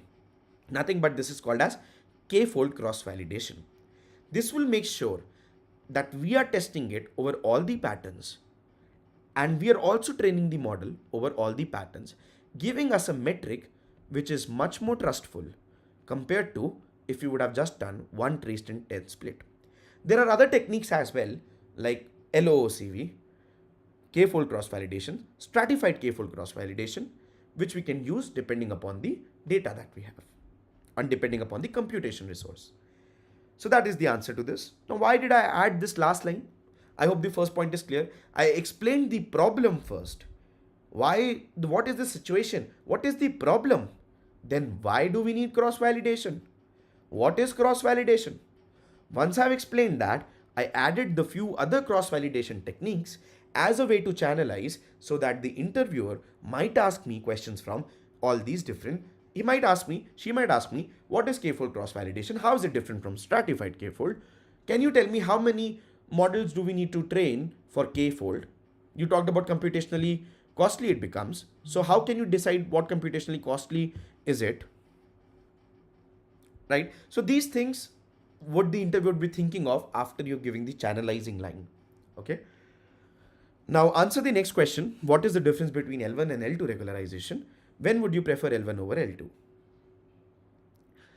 So I'll look at the answers now. Cross-validation is using different fold of test train data, one or more, so we can know if the model is generalized for all data sets and not just one, gives better and confident metric. Right answer A, correct. But again, as I told you, what is the problem with one split of train and test? First come to that and then use, whatever you just said. Start with the better starting and your answer will be much more better. Ishika, finding the best model for data is required when cross-validation comes. It is technique used to evaluate how well a model is generalized to unseen data. It provides more reliable estimate of model performance. So Isha, I don't find your answer to be very, structured. You've talked about finding a best model for data is required where cross-validation comes in. So cross-validation helps you find the best model. That is fine. But that also includes grid feature, searching the best hyperparameters, using either random search, grid search or whatever, right? For the best hyperparameters. So you should first start with talking about what is the problem with accuracy that we are getting from single split and then move on and talk about what is cross-validation. And then you can end it that we can find the best model using cross-validation and hyperparameter tuning with the help of cross-validation and grid search CV or random search CV. Basically, random search CV is nothing but random search cross-validation. So you can say, you can either say random search CV or grid search CV, or you can say random search along with cross-validation or grid search along with cross-validation. Either of the two. Don't always start with the channelizing line. Don't start with what you want to channelize with. Channelizing should be done at the last. So what is the difference between L1 and L2 regularization? When would you prefer L1 over L2?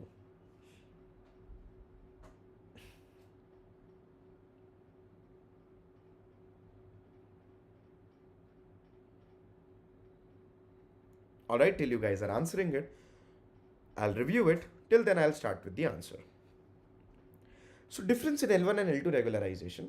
So first you'll tell what regularization is. Regularization is one of the techniques used particularly in regressions to avoid overfitting. How does it work is, basically in the cost function, along with ordinary least squares, we add the sum of coefficients or nothing but the learnable parameters of the regression. In L1 regularization, which is called as lasso regularization, we add sum of absolute values of the coefficients or the weights.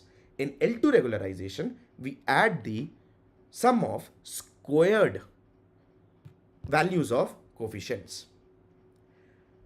Because of how the boundary comes out to be of OLS and lasso, which is L1, and ridge, which is L2 regularization, L2 regularization has a smooth spherical boundary, and when the two equations of OLS and L2 regularization come into picture, the sphere and the contours of OLS will not meet where one of the features or where one of the feature coefficients becomes 0.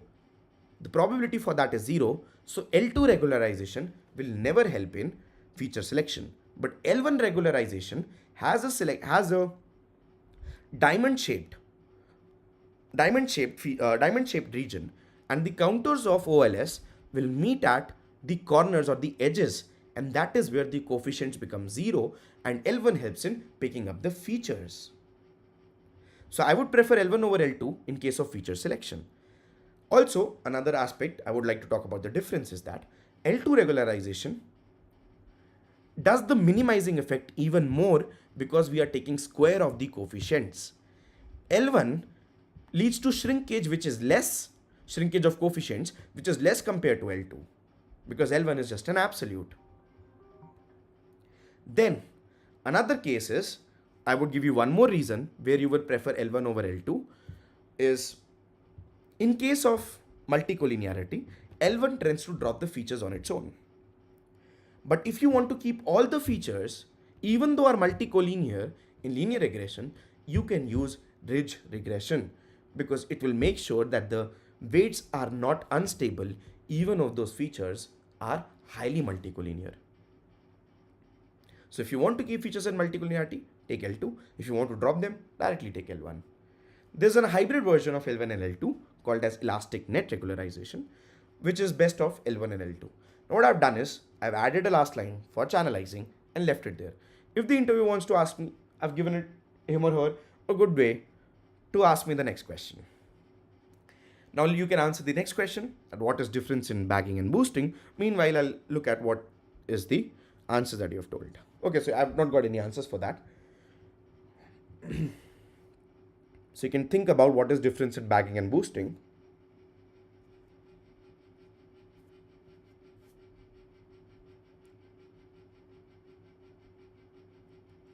Sure. So basically, if you want to hear the answer again is, first you need to talk about what regularization is. Then you need to talk about what is L1 and L2 regularization. About the cost function, how is it different for L1 and L2. Then you need to make the person understand that OLS and now the sum of coefficients, the L1 that you have added, they basically have a contour plot. The OLS has a contour plot and L1 has a diamond shaped, the sum of coefficients that you have added, absolute values. L2 has a spherical shape, and where these two will meet will be your values for coefficients. Will be the value for your coefficients. So because it has a spherical, L2 has a spherical, lower are the chances, and basically 0 is the probability that you will get coefficients which are 0, which are valued 0. The contours and the L2, basically the sum of squared coefficients, these equations will never meet at the values where the coefficients are 0. But L1 is diamond shape, and there is higher probability that OLS contours and the L1 that we have now added to it, which is nothing but the sum of absolute values, which is shaped diamond, area of a diamond, region as a diamond, these will meet where the coefficients are 0. So L1 will feature select, L2 will not do feature selection. Then you will say there is also talk about multicollinearity. L1 will help you drop the multicollinear features. L2 will keep those multicollinear features yet not cause any problem to the weights or coefficients. And as if you do not remember where these L2 and L1 are coming from, how I'm speaking about that multicollinearity causes a problem, any one of here, if you are not able to understand that, you can watch the first session for this test prep. We covered in that how multicollinearity causes a problem. You can watch it there. Okay. So now that you've talked about multicollinearity, you just end by saying there is something which uses L1 and L2 both. That is nothing but elastic net regularization. And you can end it. Okay. So now I will answer what is difference in bagging and boosting. And I'll tell you what people do wrong. People would say bagging is when you combine multiple weak learners in parallel form, take an average in case of regression of their output, or take a majority voting in case of classification. Boosting is when all the weak learners are combined in series. Right? So this is what people say and they end it. And both of them are nothing but ensembling techniques. Perfect. But there is much more, one more line that you can add to it, which not a lot of people will speak. So what you can speak now is, bagging trains multiple models which are independent of each other and work in parallel. The errors of one model do not influence the other model. Whereas in case of boosting trains multiple models in series, and the errors of first model influence the second model. Second model gives more careful attention to the errors of first model.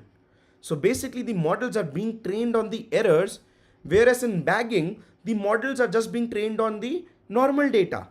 In boosting, the models are being trained on the errors. And here the models are not independent.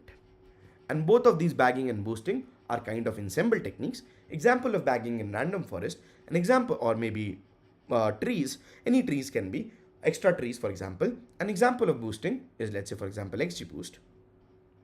ADA boost, right? So bagging trains multiple models. Now I'll move to the next one. Till then you can answer and I'll review the answers for these. All right, so these are the 3 SQL questions. The last we'll cover for today. So I've got the answer from Innovate. Bagging trains multiple models independently while boosting trains sequentially, type keeping errors into account for the previous models. Very good answer. But you can, just frame it in a much better manner, right? Or maybe add 1 or 2 points at the end so that it gives you an channelizing effect. But very good answer. Pretty good. Ishika, bagging trains multiple models independently on random training data, subset and averages their predictions. Boosting trains more sequentially with each model correcting the errors of the previous models. Correct. Ishika, and if you could have taken few terms like, independent, major term was independent only, right? That would have been the best, right? But your structure was good. Your structure was good. All right, so last 3 questions. Explain window functions in SQL. How are they different from group by aggregates? Give a use case. What is the difference between group by and having? What is the difference between union and intersect in SQL?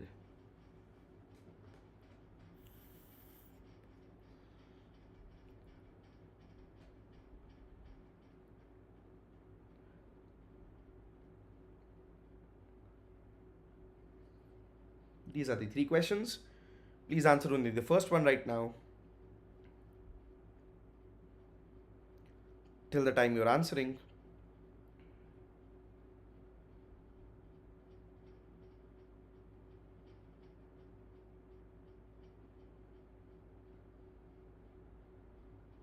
All right, so now I'll answer.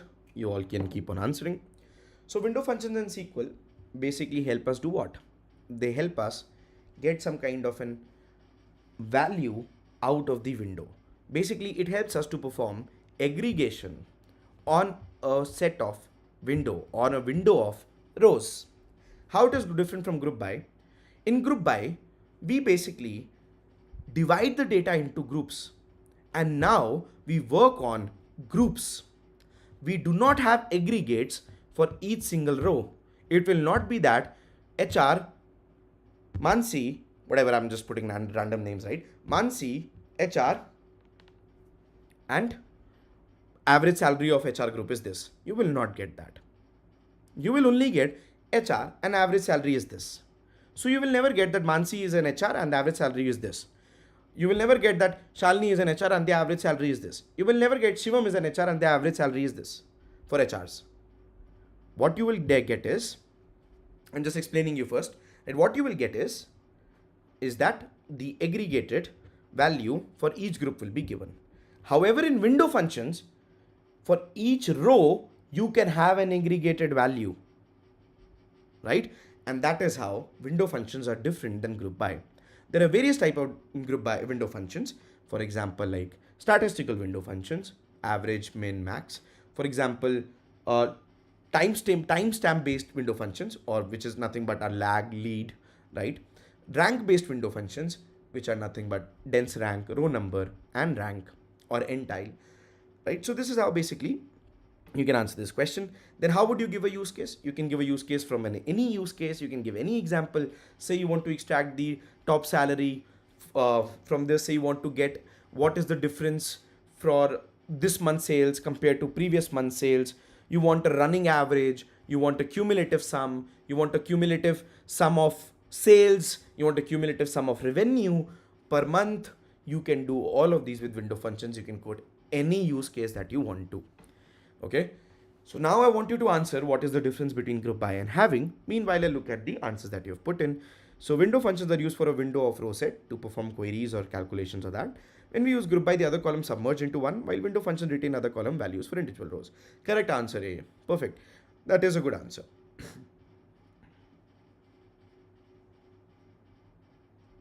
Just quote an example in it and it becomes much more better.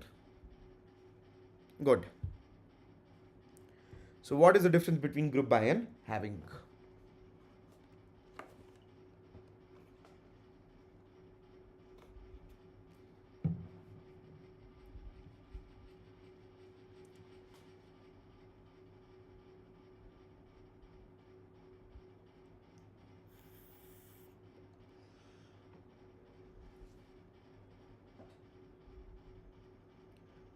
All right, meanwhile you answer, I'll come to the answer myself because I think we have run out of time already. So difference between group by and having. Group by helps you sorry. So group by helps you filter on the groups. Actually, this question is a bit wrong. It should be what is the difference between have, where and having, right? So group by does nothing but filters on the groups, and having does nothing. Group by does nothing but groups the data, and having filters the groups. So the question is wrong. It should be what is the difference between having and where, not group by and having. I think I mistyped it, right? So I'm sorry for that. So the question is what is the difference between where and having? Please answer that question. And till then, I'll give you the correct answer. Meanwhile, you can write for it. So the difference between where and having is that having filters on the groups, and because groups are aggregated variations of your rows, having only takes into account aggregated functions. Where filters on raw rows, because it filters on raw rows and a row cannot have an aggregation itself, where does not use or cannot have any aggregated function based filtering. Both are used for filtering. Where is used for nothing but row based filtering, and having is used for nothing but group based filtering. All right. So that is the answer for group by and having. A pretty simple question. That is the answer for difference between where and having. A pretty simple one. I'm sorry I put it the group by instead of where. Alright, so I'll look at the answer. Having is used on a group by aggregates, while where can be used on filtering rows. Right, good answer. Perfect, on point. Group by is used to group rows that have the same values in one or more columns into summary rows, while having is used to filter these groups based on the specified. Yes, if the answer was about group by and having, it was a perfect answer that you just gave. No doubt in that. Now, please answer the next question. What is the difference between union and intersect in SQL?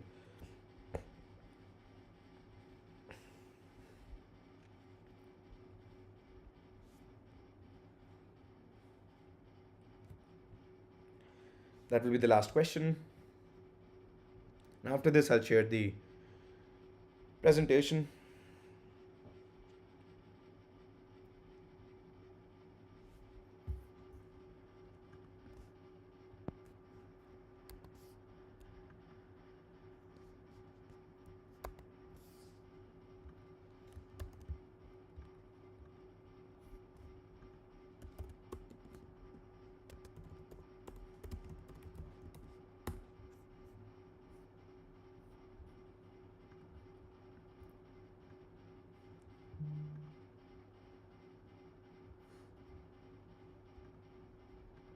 I've shared the PPT link for you all.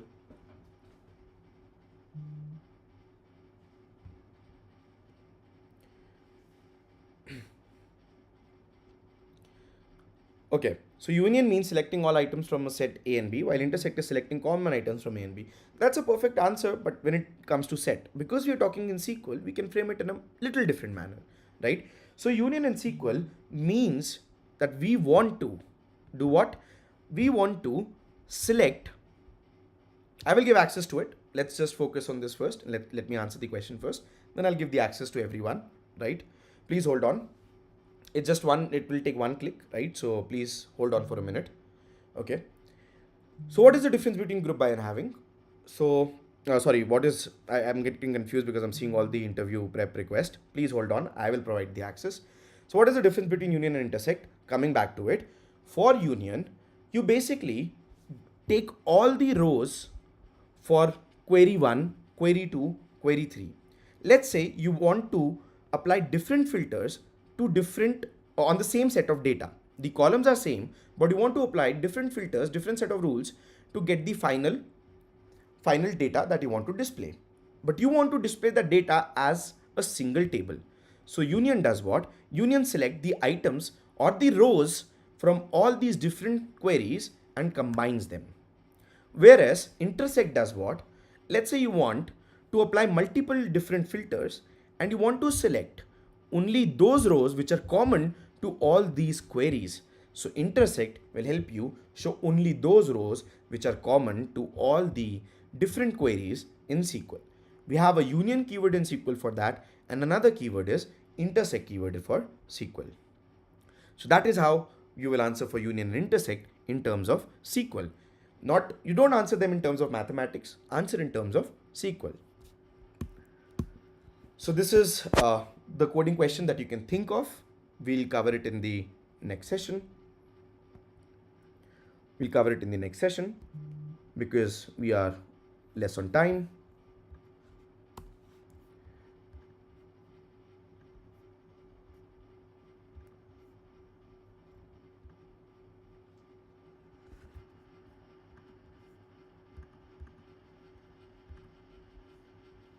I'm just giving access to all of you.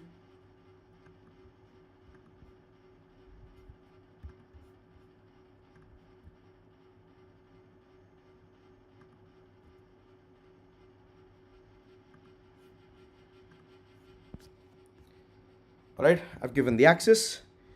Any frequently asked questions that you might guys have, please feel free to ask me.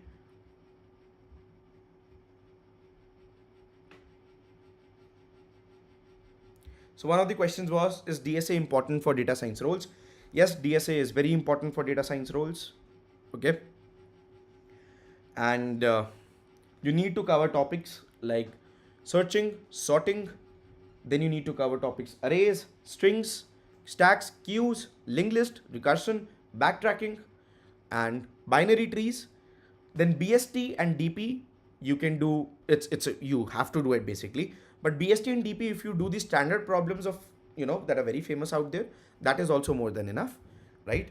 If you have time, go into much depth of it. If not, it's okay if you do only the standard problems of BST and DP. Same is for priority queues, sorry, min heap, max heap. You need to cover that. And you can ignore graphs and tries, at least for your on-campus interviews and your off-campus interviews for internships or placements. But as soon as you get more experience, you should know about graphs, because there are many graph-based DBs that are used in data science domain. There are many neural networks that are being made on the basis of graphs. So having good knowledge of graphs will give you an edge. But not for now. It's okay if you do it. Once you're placed, you want to learn more. Once you've got a job, you want to learn more. Do learning graphs. Don't leave it out.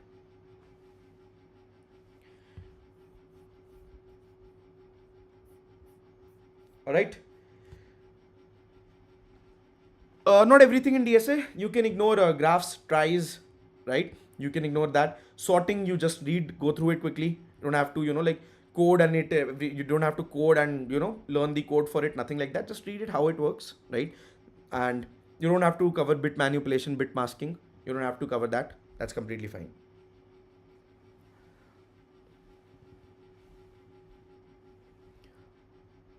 All right, unable to download. Yeah, because the download access we don't provide. I think I'll enable the download for it. Once we put a watermark and everything on this, I'll enable the download. All right, any more questions? I see none.